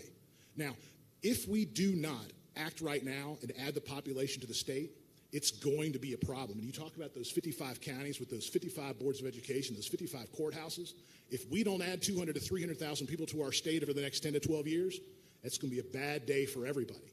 And so part of it is working together and making sure that everybody realizes at the end of the day, the focus needs to be on the culture of government and the taxpayer. That's what we need to be doing. Thank you. To Mr. Morrissey. So as we look at a lot of these challenges, one of the biggest things that's going to be critical to shrink government, and I do think we need to shrink government and make sure that we're dealing with the priorities of the future. Government is still too big, and I'm not afraid to say that. And when I get into office as governor, we're going to look through every state agency. We're going to conduct an audit. We're going to look at how government's operating across West Virginia, and we're going to indeed engage in those efficiencies, the back office strategies, the way to make sure that you're not having duplication in every single town, in every single county, in every single state agency. I think we can do that, but to do that, you actually need a proven conservative with a record of taking on the big fights and all the interest groups that are going to be trying to stop that. That's what I'm offering to you as the state's next governor. This stuff is not easy. Otherwise, it would have been done a long time ago. As the state attorney general, we know what it's like to cut our budget and to make sure that we're bringing home significant savings for West Virginia. Not only over $1 billion in savings, fraud, waste, and abuse, and through settlement dollars, but partnering with the counties and cities to deliver over $1 billion so that finally we have an opportunity to meaningfully address the drug epidemic in our state. But that just doesn't come through platitudes. That comes from having worked hard in the arena, grinding it out, getting big, conservative things done. Thank you. Mr. Warder. As a battle-tested leader, I'm not afraid of making the tough decisions. And in fact, many of you may recall that when I took over as Secretary of State, I'm not afraid of streamlining my office. In fact, I've reduced the office about 15 to 20%. I'm working with fewer people, but we're doing more, getting more done with less people, and the people in my office are happier now than ever before. So the answer to streamlining government begins with, I like to go back to Stephen Covey. He talks about his 7 habits of highly effective people. The first 3 talk about moving from dependence to independence, and then from independence to interdependence. And in that key, see, that's when you move into the public arena, moving from independence to interdependence, when you're looking for win-win situations. And his 6th habit is seek first to understand, then to be understood. That's that collaborative effort. And that's what we need to do with state government and local governments and municipal governments. Right? See, those governments are the ones that work best. We can talk about consolidating schools, and it may sound fiscally neat, and for curriculum it may sound neat for advanced placements and so on, but what that does to those small communities when those schools go away, those are the community centers. That's the lifeblood of the community. So we don't want to just eliminate for the sake of eliminating. We need to collaboratively work to see what the proper solution is for state government. Thank you. Thank you. To Warner candidates, I am going to mix up who I ask first this question. So this one is going to go to Mr. Miller. Are you having a mic problem here? Okay, all right. This is the next question. Every 2 years, the National Center for Education Statistics releases the National Assessment of Education Progress, commonly referred to as NAEP. in 2022, the results showed that when looking at the percentage of students who were considered at or above proficient, West Virginia ranked 50th in 4th grade reading, 49th in 8th grade reading, 50th in 4th grade math, 50th in 8th grade math. As governor, you will be responsible for appointing members of the West Virginia Board of Education, who in turn are responsible for overseeing public education in the state. What ideas do you have to begin improving these results? Mr. Miller. Great question. So if you look at the structure of education in our state, we're way too top-heavy. And if you think about it from a business perspective, the most important people are the teachers who are interfacing with the customer, and the customer are the students and the parents. And right now, we have this big bloated layer of bureaucracy that soaks up all of the resources before the money flows into the classroom to benefit the teacher and the customer being the student and the parent. And we have a teacher shortage nationally. And one of the most important things that we can do is give our teachers more flexibility to actually teach, to also help them in establishing the appropriate culture to interact with the students. But we need to get rid of this big bloated layer of bureaucracy that soaks up all the resources before the money flows down into the classroom, to focus on making the kids' lives better, to focus on making sure they have all the resources that they need, to focus on making sure they have the technology that they need to learn. That is the fundamental problem. And the other thing is, if we are going to fix education in our state, we have to make sure and provide a culture that provides growth and learning and a focus on learning. We don't have that right now. And it really starts inside of the classroom with the people that interact with the customer, that is the student or the taxpayer. That is the easiest and first and quickest thing that we can do to right this ship. The teacher shortage is national, and if we are going to recruit the best teachers and also take care of the teachers that we have to make sure that the resources go into the classroom to pay them more, and then also provide the actual benefits to the customer. Thank you, Mr. Miller. Now let's head to Mr. Capito. So West Virginia needs to make education its top priority. And one of the things that we have to do is we have to remain committed to what the legislature and others have been pushing, what I've been pushing, to advance towards school choice. I want to make sure that money follows the child much more aggressively, and West Virginia will always have the broadest school choice law in the country, number one. Number two, we're going to have to build on the success of charter schools. We need to do things different so we're not 50th in all the categories that matter. I think charter schools can make a big difference, but the changes aren't going to happen overnight. They're going to take 4, 8 years. They're also going to take a commitment to ensuring that parents are involved in the educational system. We've seen other states where the craziness of the far left focuses more on whether a biological male can play sports, with women. That's not the right focus. We need to focus on reading, writing, arithmetic. That's how it was when I grew up. I think we have to get back to that focus, not be distracted by all these culture wars. And as governor, we'll focus on improving those reading comprehension scores, phonics, which has proven to be very effective across many, many states. And we're going to once again look at every state that we touch and see the policies that work best and then deploy them to West Virginia. Thank you, Mr. Morrissey. Let's head to Mr. Capito now. Thank you very much. As I mentioned, I have a 5- and an 8-year-old, so obviously this is very important to me, and I agree with what was said earlier. The most, and I said it, I think the biggest economic issue that we have facing West Virginia right now is education. And I'm the proud product of our public school system. In fact, some of my teachers and coaches were the most influential people in my life. They were more than the people that just wrote on the chalkboard and handed out assignments. They were mentors and they were guides. But we have to let our teachers get back to inspiring our students.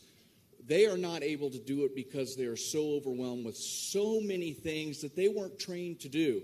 And I'm proud that in the legislature, we really have taken affirmative steps to grow educational opportunities in the state of West Virginia.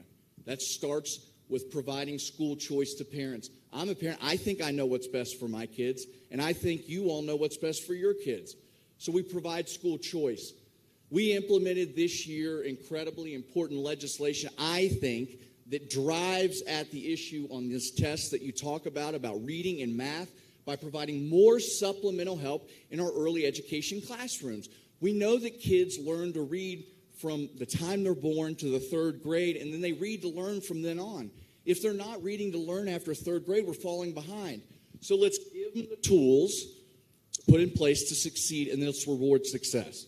Thank you. Mr. Warner. I may be the only teacher on this stage, the person that has taught before. I understand the importance that every minute you're in front of that child, it is like gold, because soon they walk out the door and that moment dissipates. I understand the importance of having a curriculum and knowing what it is you want to teach that individual. Now, I understand the question was about rating schools and that sort of thing. Some teachers and schools don't like to be graded. Some children don't like to be graded. But I can tell you my experience at West Point, every week they posted your grade point average in every subject. And, man, that was an inspiration to me to continue to work harder, to move up, and so on. See, that's also the military background in me. The things that get done are the things that get inspected. So whether we like it or not, whether our schools are going to be rated officially through some format or another, that doesn't matter. Do you realize under COVID that 43 states, the school averages and so forth dropped? Only 7 states stayed the same, and none improved during COVID. We can't have that sort of thing happen. So somebody's going to be rating us whether we do it ourselves or not. So I propose we do look at ratings of some sort, but deal with the professionals, determine what is that best form of the rating system, and then watch it, benchmark it, and then see whether we improve or not. I guarantee you under my administration, we will move West Virginia forward in the education arena. Thank you. On to our next question. West Virginia has a new national park, and more recently, a new state park. West Virginia has improved slightly as a tourist destination, but consistently falls in the bottom half of states that tourists want to visit. Do you see tourism as an essential catalyst for economic development? And if so, what's your plan to build our tourism industry, and how will you market West Virginia to people who have never considered vacationing here? We're going to begin with Mr. Morrissey. Absolutely. So tourism should be a lifeblood of our state. And I know that in recent years, there's rightfully been a focus on investing more in our state parks. I know that when I first moved to West Virginia, I fell in love with the many state parks and the national parks we had because it's an amazing and a beautiful place. We need to sell that much better to the whole country. I talk to people across the United States who talk about the beauty of West Virginia. But still, the statistics would show that we're not getting the tourism dollars we need here in the state. Here's what we need to do. One, we need to keep selling West Virginia state parks as a crown jewel nationally. Two, we need to keep investing and building around our parks because there are economic opportunities around them. I know that I'm from Harper's Ferry. We have an unbelievable park there. There are so many opportunities economically to grow. There's a hotel that's moving forward. There are economic opportunities to lure people in, to attract them. We need to put our money where our mouth is and make sure tourism gets even more resources into the future. But it's only still going to be one part of the math equation because we still have to deal with the challenging revenue situation that's coming in our state. And once again, that means very aggressive on the tax, regulatory, licensing, educational side, and ensuring that West Virginia is going to have no income tax. Thank you, Mr. Morrissey. Let's head to Mr. Miller. Well, tourism is a function of marketing, and I may be a pretty decent marketer. There's a major opportunity here, and we need to build on what we already have because we know through data that we've got what everybody's looking for. More importantly, when you look at the state of West Virginia on a map, because of the continental divide and the aquifer system, more water passes through our state than any other state in the country. We have an incredible river system, and we also own the Ohio River to the high water mark of Ohio. Think about Charlotte, North Carolina. Charlotte, North Carolina didn't take off until Lake Norman and Lake Wylie were built by Duke Energy. And then guess what? It blew up. Not only from a tourism standpoint, from a commercial real estate standpoint, an economic development standpoint, all of that stuff. We need to leverage this resource to do some very, very big things. Not only is it perpetual power passing through our state, but it also is the opportunity to do something like build big lakes. Because I will tell you this, if you think about what's happening across our country, Arizona reservoirs drying up, Colorado rivers drying up, dams in Nevada are shrinking down to the point where they're uncovering bodies the mafia threw in there to build Las Vegas. California's in a virtual drought. Utah's got the same problems. And West Virginia is the birthplace of water for the East Coast. There is an incredible economic development opportunity here. There's an incredible tourism opportunity here. You just have to know how to market. And there's an incredible opportunity when it comes to political strength. Water is the greatest resource known to mankind, and we need to leverage it more. Thank you, Mr. Miller. I'm going to hop over to Mr. Warner now. Absolutely, tourism's got to be part of the equation, and the more that we put into it, the more we're going to get out of it. However, I don't want to lose sight of the fact that we need manufacturing and we need those kinds of jobs. So it has to be balanced in the overall perspective. But to how to improve the tourism in West Virginia, first of all, Chelsea Ruby's been doing a wonderful job in improving the tourism, bringing people home to West Virginia, those sorts of things. But do you realize the absolute gem that we have at the Summit Bechtel Scout Reservation? You heard that I was a scout before. I've been to World Jamborees in Switzerland, Germany. I've been to Philmont 3 times. I've been all over the world with scouts. But, folks, there is nothing like what we have right here. We need to be exploiting that. And here's how you do that. You see, you just heard Harper's Ferry mentioned over on the west side, Blennerhassett Island, Constitution Hall up in Wheeling, all across the state, Philippi, right in the center of the state, First Land Battle of the Civil War, the Fairfax Stone, all of these wonderful things that West Virginia has, and we need to get that message out to the world. You've seen these ads, visit Montana or whatever. We need to be doing that across the United States and across the globe. How many times have one of us seen something about a castle in Germany or a wine place in Italy, and you say, I want to go there, and you're attracted there. Folks, we can do that internationally. We need to bring that attention to West Virginia, exploit it, and we're going to see this tourism industry thrive. Thank you. Thank you. Mr. Capito. I think tourism is one of the biggest recruiting tools that we have in West Virginia. When you look at the natural bounty that we have, of course we have incredible power underneath us with our fossil fuels, and it's powered this country for a long time. But that's not the only natural bounty that we have in West Virginia. And it's attractive to so many people. And what you want, or what I want to be as your governor, is the person that is out there selling all of that to the rest of the country. We have a story to tell in West Virginia. For far too long, we've let other people from these other big cities and other places all around the country tell our story, but they aren't telling it right. And we all know that. And I'm ready to get out there and tell that story. I would echo what the Secretary said about Secretary Ruby. She's done an incredible job at growing our tourism industry. We heard statistics yesterday in a presentation that showed what an impact the national park had when it came into the state of West Virginia. We need to eye more opportunities where that can happen. We just opened up a new state park.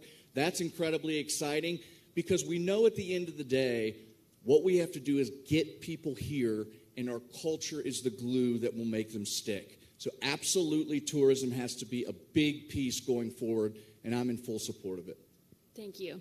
Gentlemen, we have enough time left for a 30-second lightning round. Each of you will receive 30 seconds to give your final thoughts to the 1,200 businessmen and women in this room, as well as the WSAZ viewers at home. So we're going to begin giving those final thoughts. Again, that's 30 seconds. We'll begin with Mr. Warner. As governor, I will be the state's chief executive officer.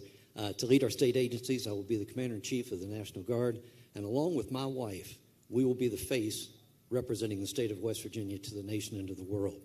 I have been a member of 3 professions: the military, the legal profession, and the teaching profession. That shows the versatility and the experience that I bring to the office. Again, I challenge every one of you to join me in making this the education state. Let's focus on the children. Thank you. Mr. Morrissey. West Virginia needs a proven conservative with a record that's second to none to face down the challenges that are coming after us from the Washington elites and the political left. We need someone who's not only battle-tested, but gone into the arena and won time after time. We have to make sure we're going to protect our job base. We're going to make sure that we grow our population and our workforce challenges. But we also need to make sure we educate our kids the best way. That's what I'll do as governor. Mr. Miller. Here's a novel thought. We have an abundance of coal. We have an abundance of natural gas. We also now have the potential for nuclear. And we have this incredible amount of water. Why don't we leverage our natural resources and become the state in the union that has the cheapest power in the country and use that as the foundation for all of our economic growth and development? We already have all the resources that everybody wants and needs. We know that. They're coming to us for a reason. Let's leverage those and level the playing field and do something for everyone. Thank you. Mr. Capito. To take West Virginia to the next level, we need to strengthen our communities. We have to have world-class education. We have to continue to promote pro-growth economic policies, and we have to unlock West Virginia's energy so that we can lead this country's path back to energy independence. And as your governor, we will get that done. And when we do, opportunity will follow, and our people will see bigger paychecks, and West Virginia will become a 21st century hub for opportunity. Thank you. And I would like to have a round of applause for all 4 of these candidates. Thank you for your professionalism and your time. We appreciate you all. Thank you. I would like to invite Susan Levinsky back up to the stage. Thank you.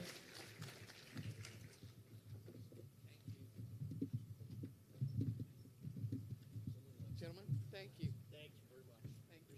Thank you. More thank you. Hey, thank you, Susan. Thank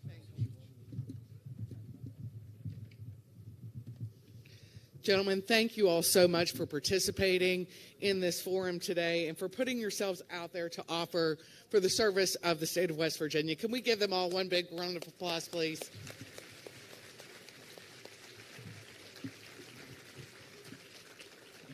All right, our final speaker today is someone that needs no introduction, but certainly deserving of one. That is our United States Senator, Joe Manchin. Senator Manchin has served as our United States Senator for West Virginia since he was elected in 2010. He was reelected in 2012 and 2018 and is now the chairman of the Senate Energy Committee. Prior to serving in the Senate, he was elected governor of West Virginia in 2004 and 2008 and was elected Secretary of State in 2000. Senator Manchin, it's so great to have you back to the Business Summit. Ladies and gentlemen, our United States Senator, Joe Manchin.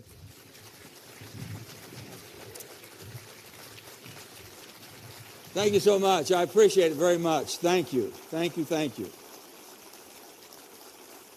Thank you. First of all, let me congratulate and commend the 4 quality young men that you've seen here on the stage. Just conducted themselves in such a civil way. It's an example how the rest of the country should do it, and definitely how the national debate should go. So I commend all of you for doing such a great job. First of all, I want to send my best wishes to Senator McConnell for his health and well-being. We should all have our prayers for him, and I think he'll recover very well and be on the mend here soon, hopefully. First of all, to all of you, thank you. To the veterans, all of you who have served out there, thank you for your service to our country. To all of you who have family members serving, thank you for the commitment of supporting them. To Steve Roberts and this wonderful gathering and your staff that put this together, Steve, it's unbelievable how you extend and basically go beyond the last year. I had a young person from Ohio telling me they were here, and they said, and they were in the Chamber of Commerce back in Ohio. And she told me, she says, my goodness, I wish Ohio could see what West Virginia does in putting this type of a conference on. Right there you are. I appreciate it so much. And that was well spoken and well delivered. And we just don't want you to copy it too good. You follow me? It's just, you're okay. To my wife, Gail, who is the co-chair of the Appalachian Regional Commission, I'm so proud of her. Gail's dedicated her life to education and serving on the state board, but she's taught all her life, and then basically getting involved in so many community services and now having the job of a lifetime. And she says she waited a whole lifetime for it, and I want to thank Shelley for helping so much and making that happen. We all work together on that, but having a confirmation unanimous in sometimes a very toxic atmosphere is very gratifying. To our business leaders, to all of you, you make the country and make the state what it is today and what you've investment in basically the future of West Virginia, but the future of the country.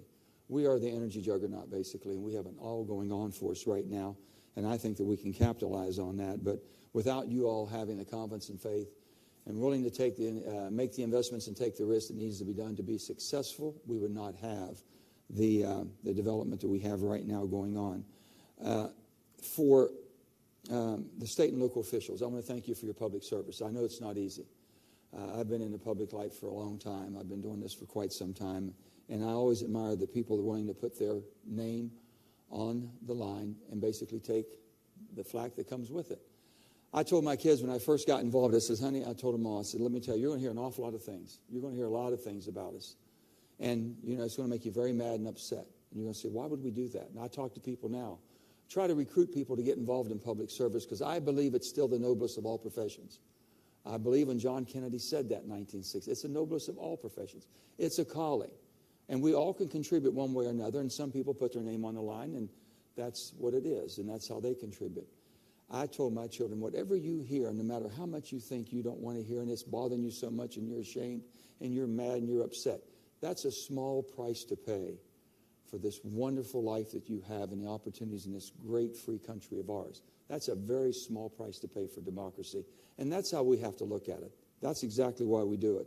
So I thank all of them. And on this Labor Day weekend, I want to make sure that we really think about it. We wouldn't be sitting here today if it wasn't for all the workers that we have that make the companies, and that's the heart and soul of all of our companies. No matter what your business is, what your organization, it's basically those who have helped you build what you have today. And I thank them for that. So I want to make sure as we come upon the Labor Day weekend that we recognize them also. To my staff, and I think that all of us know without a good staff around you, you're not going to be as successful as you would like. I have Wes Kungle, my chief of staff, is here with us today. Wes, where are you? So they can see who you are. There, Wes.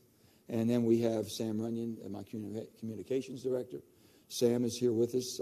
I know Sam. Raise your hand. They can, right there. Okay. Don't be bashful. And and then we have Andrew Robinson, economic development for the state of West Virginia, working in my office. Marcus Constantino, my IT guy. I have also Sam Lane from my Washington office, and Alex Hewitt. I thank them so much. To my friend, Senator Capito, and to Charlie, thank you all. It's great working with you all, and we've had an awful long time friendship. Shelley can tell stories that sometimes embarrasses me, but she knows that it's just in good jest. And I always wince because I don't know which one she's coming up with next, but she surprises me sometimes. Let me just say this to all of you. We are punching above our weight. In West Virginia, we're punching above our weight. Think about this. In this little state, the two senators, I serve as chairman of the Energy Committee. Shelley serves as ranking member on EPW, which is Environmental Public Works. Nothing basically happens in West Virginia unless it goes through those two committees. One way or another, our jurisdictions, and we cross over and work together. Well, you're going to make sure that West Virginia is going to have her eyes on anything that's happening in our state, whether it's energy, whether it's technology, whether it's investments, whatever it may be. I'm going to make sure that we're not left behind. Shelley's going to make sure the same. And on top of that, we are the only two senators out of 100 to serve on Appropriations Committee. The only two. And now, and how that works, you have your caucuses, you have the Republican and the Democrat caucuses, and basically in that very large committee. And Patty Murray now is the chairman on the Democrat side, and Susan Collins, two very fine people. And they're our friends. We work with them very well. When you have two senators on appropriation that have a highest priority that needs to be done, and both of our staffs are working together, I'll guarantee you 99% of the time it'll get done. It happens. And that's a tremendous plus for the state of West Virginia. But we both have been there for one reason, for the purpose of serving the people of West Virginia. And that's why we like when you come to us and we can work together and we show you how it's done. Hopefully we can show the rest of the country how it should be done. And if people make you think you're divided, please don't believe them. You're not divided. They would like for you to be divided. It's a better business model if you're divided and you're mad and you hate somebody else. It doesn't work well. And you would think, well, my goodness, if we're that divided, and people are expecting me to give a speech on telling you how bad things are, I'm not going to say anything because Chris Stirewall did such a great job yesterday of identifying what's going on in Washington. I don't think I have to basically harp on that at all. So it's challenging. But let me tell you what's happened in the most challenging time. The 117th Congress, the last 2 years, 117th Congress, 50-50 split. Never happened in the history of our country have we had a 50-50 split. Now, those of us who think in a bipartisan way, you got to work together to get things done, we had two ways to go. It's 50-50 right now. We're not going to get anything accomplished. It's a toxic atmosphere. Everyone's against the other person. You want to blame someone. Well, guess what in 50-50? You can't blame anybody. It's all their fault. There's no majority. We're equally split. You got to get something done or sit back and do nothing. We decided as a group on a bipartisan way to do something. The 117th Congress will go down as the most productive Congress, one of the most productive in the history of the United States of Congress and the Senate. And we came out of the pandemic stronger than any other nation. So let's look at the positives that we have right now, what we can build off of. Because all you hear is about what you see on television, and I get so tired of watching it and looking and seeing all the things and all the blame game going on, and everyone's accusing everyone and everything's a conspiracy. I've gotten to the point now where I'm saying, my goodness, when a politician tells me the only fair election is the one they win, it's hard to stomach. When they tell me that the laws only apply to everybody but them, it's hard to stomach. It's not who we are. This is not normal times.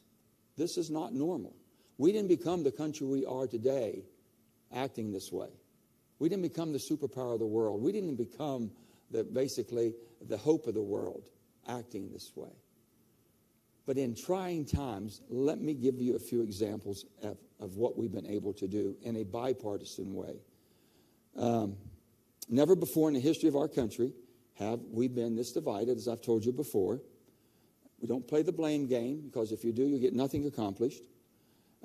We work together, and give you a perfect example. January 6th was real. It happened, gang. We were there. They can say what they want, but it happened.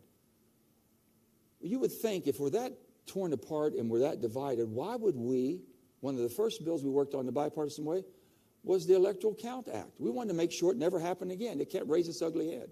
No one can charge us on January 6th when we do the transfer and basically count the ballots. It's a formal procedure, but yet there was a little bit of a crack in that. It's kind of been there for quite some time. We closed that crack. That'll never happen again. I'm not saying we're not going to have challenges, but it won't be because of that they think they can overrun the Capitol, take over the ballots, and change the election results. That's not going to happen. So we were able to change that. That's in a bipartisan bill. Bipartisan infrastructure bill, the largest long-term jobs bill that we've ever done in the last 30 years. Building our interstates, building our highways, building everything that we've done, internet connectivity, our bridges, Corridor H, all the things that we've talked about is going to happen. And by the end of this decade, we will have every household connected to high-speed internet. Unbelievable. The analogy of this, 1932, FDR gets elected. 1936 is the rural electrification. How in the world in 1936 was he able basically to start down a program that we were able to get electric in every home in America? Think about it. That's a tremendous undertaking to have that accomplished. If they can do that then, and we're having a hard time now getting everybody connected, that's unacceptable. And we were able to change that. The Bipartisan Chips and Science Act, strictly for one purpose and one purpose only. Let me tell you what we did in America for the last 30 years. With the WTO, we allowed China in the WTO, and we thought we would help them bring that economy, bring that billion people into the real world, into the developed nations, if you will. And in doing that, basically, our entrepreneurial spirit, the capitalism society that we live in, we allowed a lot of the things. And with NAFTA, too, we allow a lot of our building blocks. And I say a building block. Building block is basically what we need every day to run this country. Basically, the computer chips, science chips, the things of that, photocells, everything that we're doing right now, that's our building blocks. And when you have countries that don't have your same values, and I'll give you a perfect example, China, you have Russia, you have North Korea, okay, you have Iran, and these countries are never going to have our values. We know that. Now, that doesn't mean we're not going to trade with them. We're not going to try to work with them the best we can. We're just not going to depend on them for a supply chain that we have to run this country. And we saw the disruption of supply chains with the pandemic. That was done because of a pandemic coming. We were trying to avoid a health crisis and tried to avoid a financial crisis. And I think we did a good job of both, again, in a bipartisan way. So this CHIPS Act is bringing that back to America. We're doing everything we can. We're investing more. There's more investments coming to our country than ever before. And we will be able to be self-sufficient in the computer chips we need and the high-developed computer chips. The Bipartisan PACT Act. The toxic basic exposure most of our veterans have had as they traveled overseas and been in war zones is unbelievable and unacceptable. And it's up to us to make sure that we take care of them. That's our responsibility. We do that better than any other country in the world. We do that better. I'm going to give you a horrible statistic right here. This horrible Ukraine war and what Russia does to its, you know that Russia does not even allow their bodies to be sent back to the families that can get repatriation or get some form of assistance that they would have to pay those families. It's just unbelievable what's going on. What is going on over there? And I want to talk about this, the bipartisan support for Ukraine. I'm of a vintage. I remember the Vietnam War and every war in my lifetime. This is the only one that I will say this. This is my personal opinion. This war that we are involved in the United States of America is truly supported in a bipartisan, strong bipartisan way.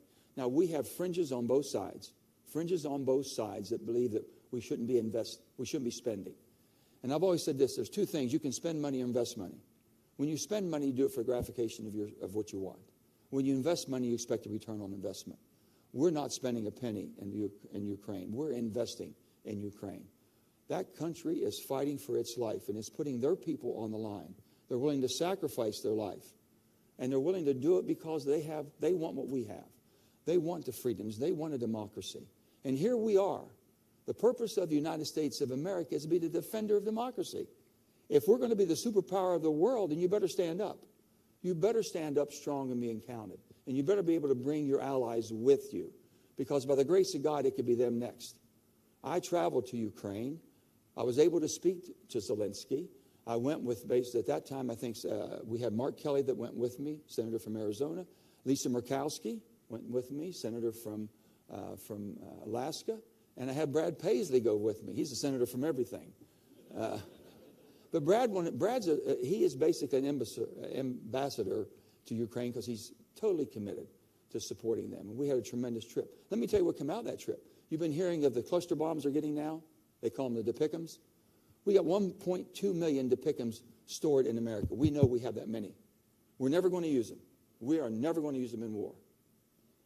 Russia is throwing those cluster bombs, unbelievable, at the forces of the Ukrainians. And when they're throwing those bombs there, those things go off basically, and they have what they call a dud rate. The dud rate with the Russian bombs coming at Ukrainians is 30 to 40%. That means there's an awful lot of unexploded ordnances that they're going to have to deal with sooner or later. The Depicums that we gave them, or the cluster bombs that we gave them, have a dud rate of 2 to 3%. 2 to 3%. And they're basically firing it in their own country. It's not basically creating a hazard for another country. If we don't give them an opportunity to protect themselves, God help them. And it will make the difference in the war for them. And that is making a change right now. So we were very proud to get that done. But that war is a just war. And if you don't believe what I'm telling you,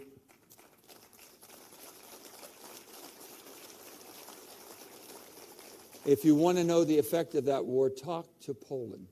Talk to the people in Poland. And here's another thing. I've never seen the likes of humanity that I've seen in Poland. 5 million people have left and immigrated from Ukraine with this war. Now, the Polish and the Ukrainians have never been all that tight. It hasn't been a real tight bond.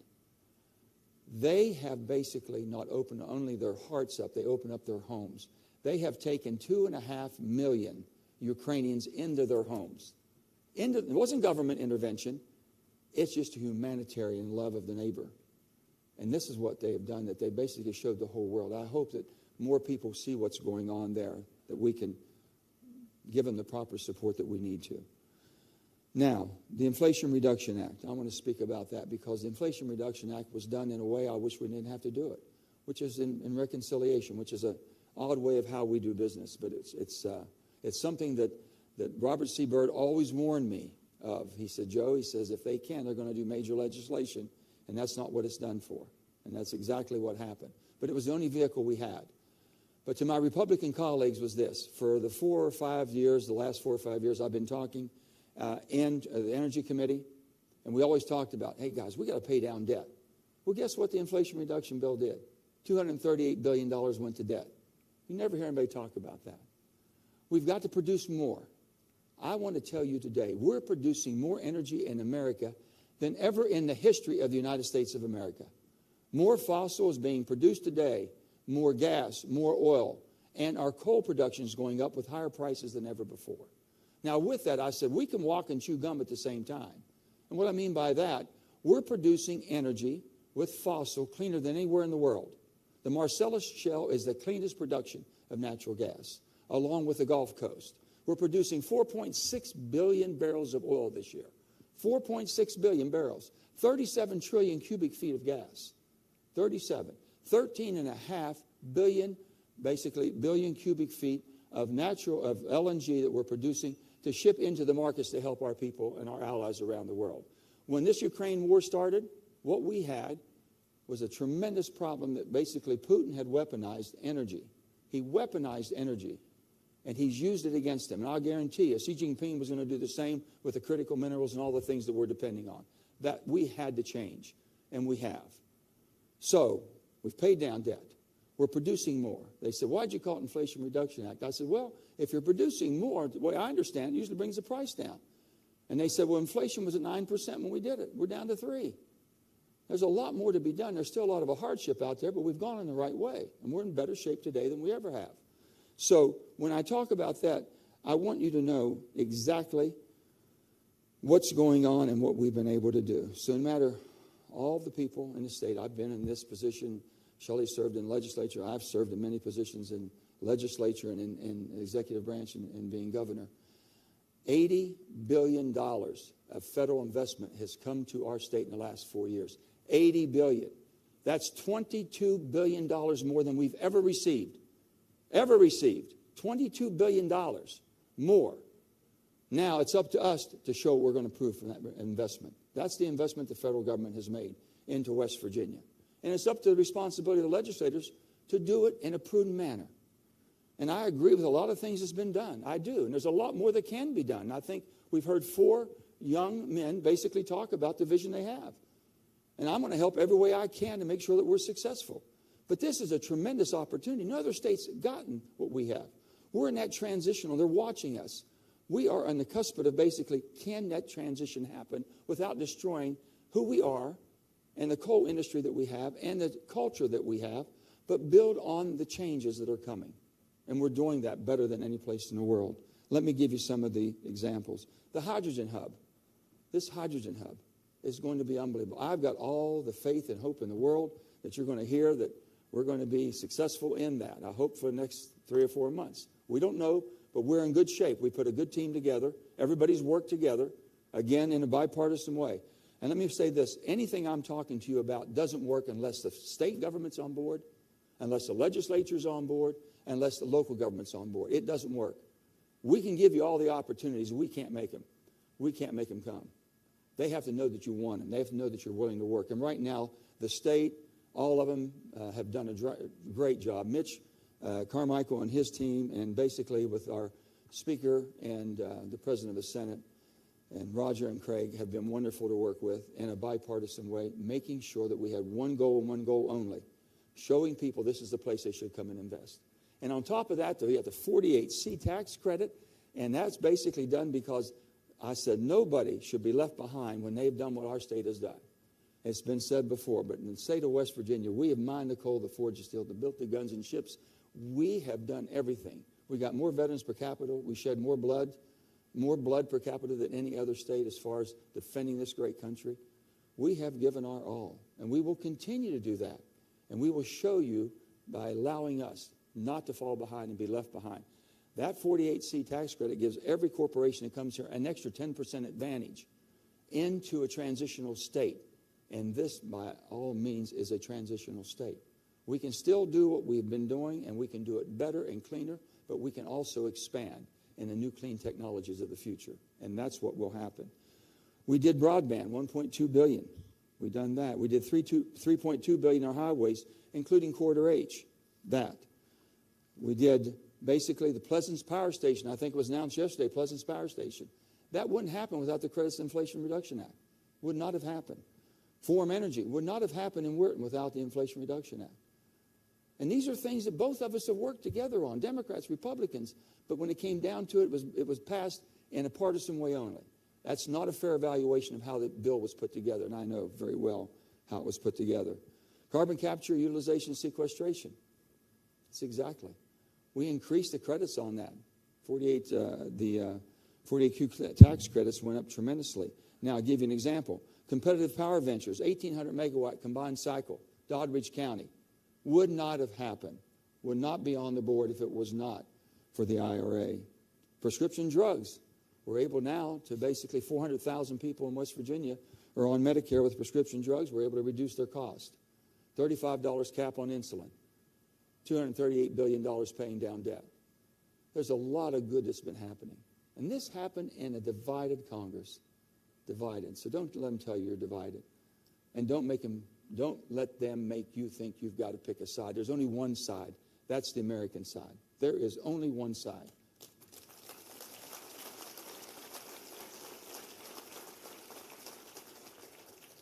The state of West Virginia has a lifetime opportunity in front of it right now.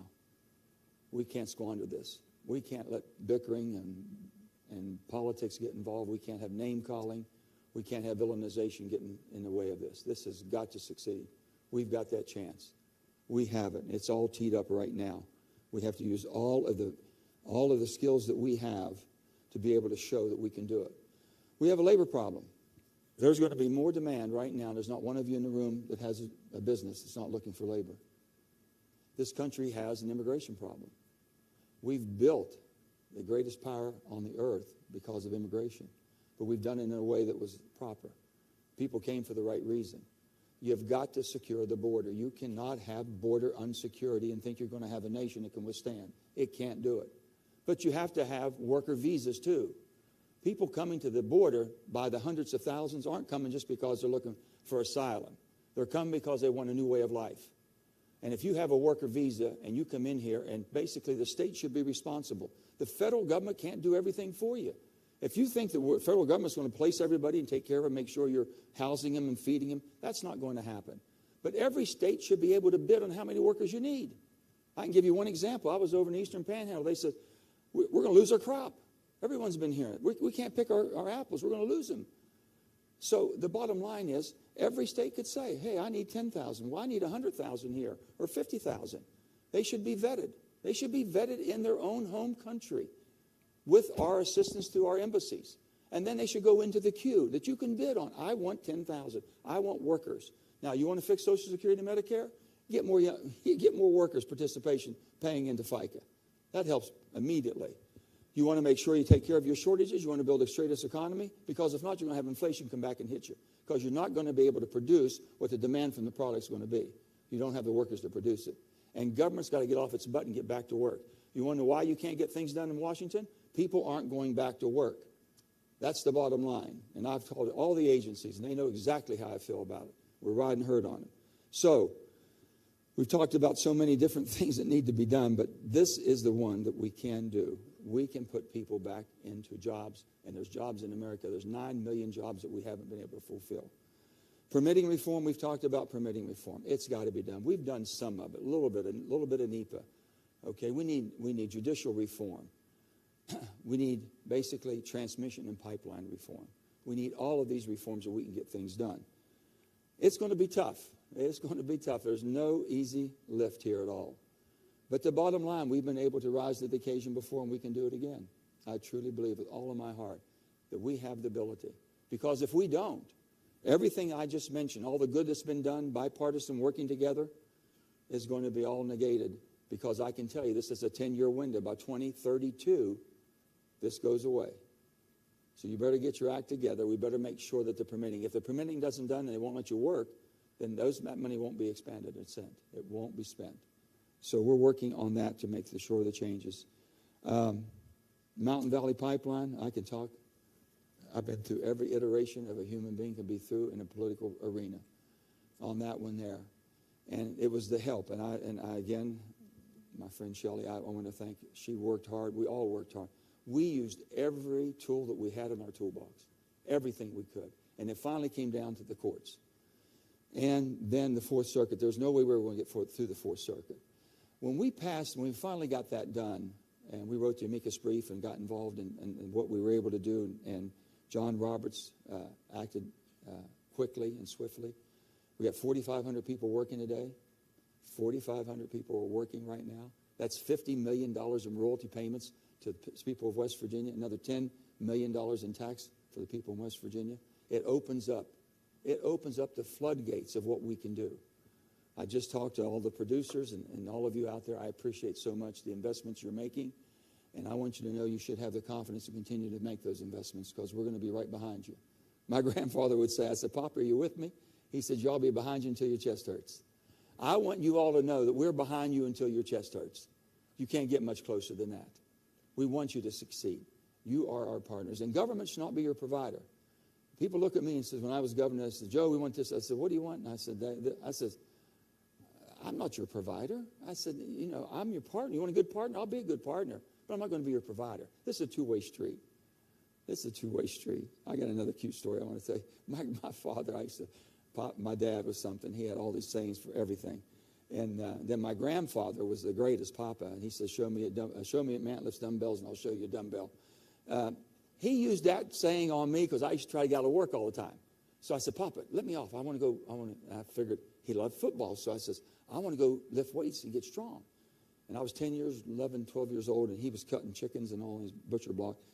He never looked up. He said, honey, show me a man that lifts dumbbells, and I'll show you a dumbbell. You want to get strong? Get back in the warehouse and change that warehouse around. I never asked for another day off. Another day. No, I couldn't do it.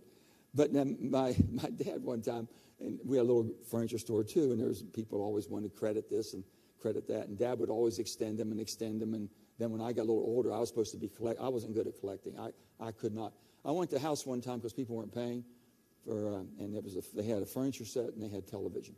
I'm supposed to go there and tell them that we had to take this back. So I walked in this house, and there's the kids watching television, and the mother was there, and she was cooking. And I walked in, and I said, what am I going to say? And so Dad says, so I went back. I never said a word. He said, how'd you do on collection, Joe? And I said, well, Dad, we owe them a refrigerator now because they need a new refrigerator. So I said, I got to get out of that business. That wasn't good for me. I want to leave you with this. This is the greatest country on earth. There's no one in the wings wanting to take the place of the United States of America to be the most compassionate, to be the most giving, caring nation the world has ever known. There's no one willing to do that. There's other countries, you hear China, and they all have other aspirations. But it's not for what we do for humanity. But we have got to get back to normal. If we've done everything I just mentioned to you under abnormal times, that's not normal at all. This is not how we become the country. We were able to succeed in the last 4 years this way in the most difficult times. Just think what we could do if it was more normal. If we truly looked at each other and says, listen, you got another idea. And man, I like a lot of that. I can't agree on everything. And we start working back and forth the way it was. I've said this, I have never met the first person that's always wrong. Now, I've walked away thinking they're crazy in a damn bed bug, but that was because I didn't take enough time to find out what they had to offer. That was my fault, not theirs. Not theirs. There's no one's always wrong. You've got to make that effort. Now, in the political arena, you've got to work 10 times harder to make that. But you've got to hold people accountable and speak truth to power.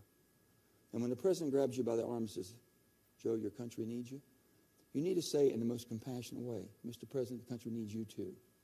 It needs all of us. This country doesn't work unless we're all pulling in the same direction. So when everyone tells you that America has seen her better days, we've just begun. And I can tell you the better days are here to come. I am proud to be a United States Senator representing the greatest state on nation that's given more than any other state's given on a per capita basis. I'm proud to be a West Virginian, and I'm a proud American, and I hope you are too. God bless each and every one of you. God bless the great state of West Virginia. May God continue to bless the United States of America. Thank you.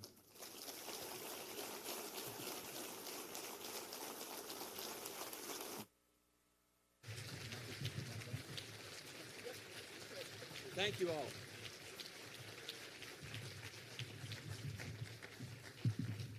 Senator Manchin, thank you so much for joining us again this year.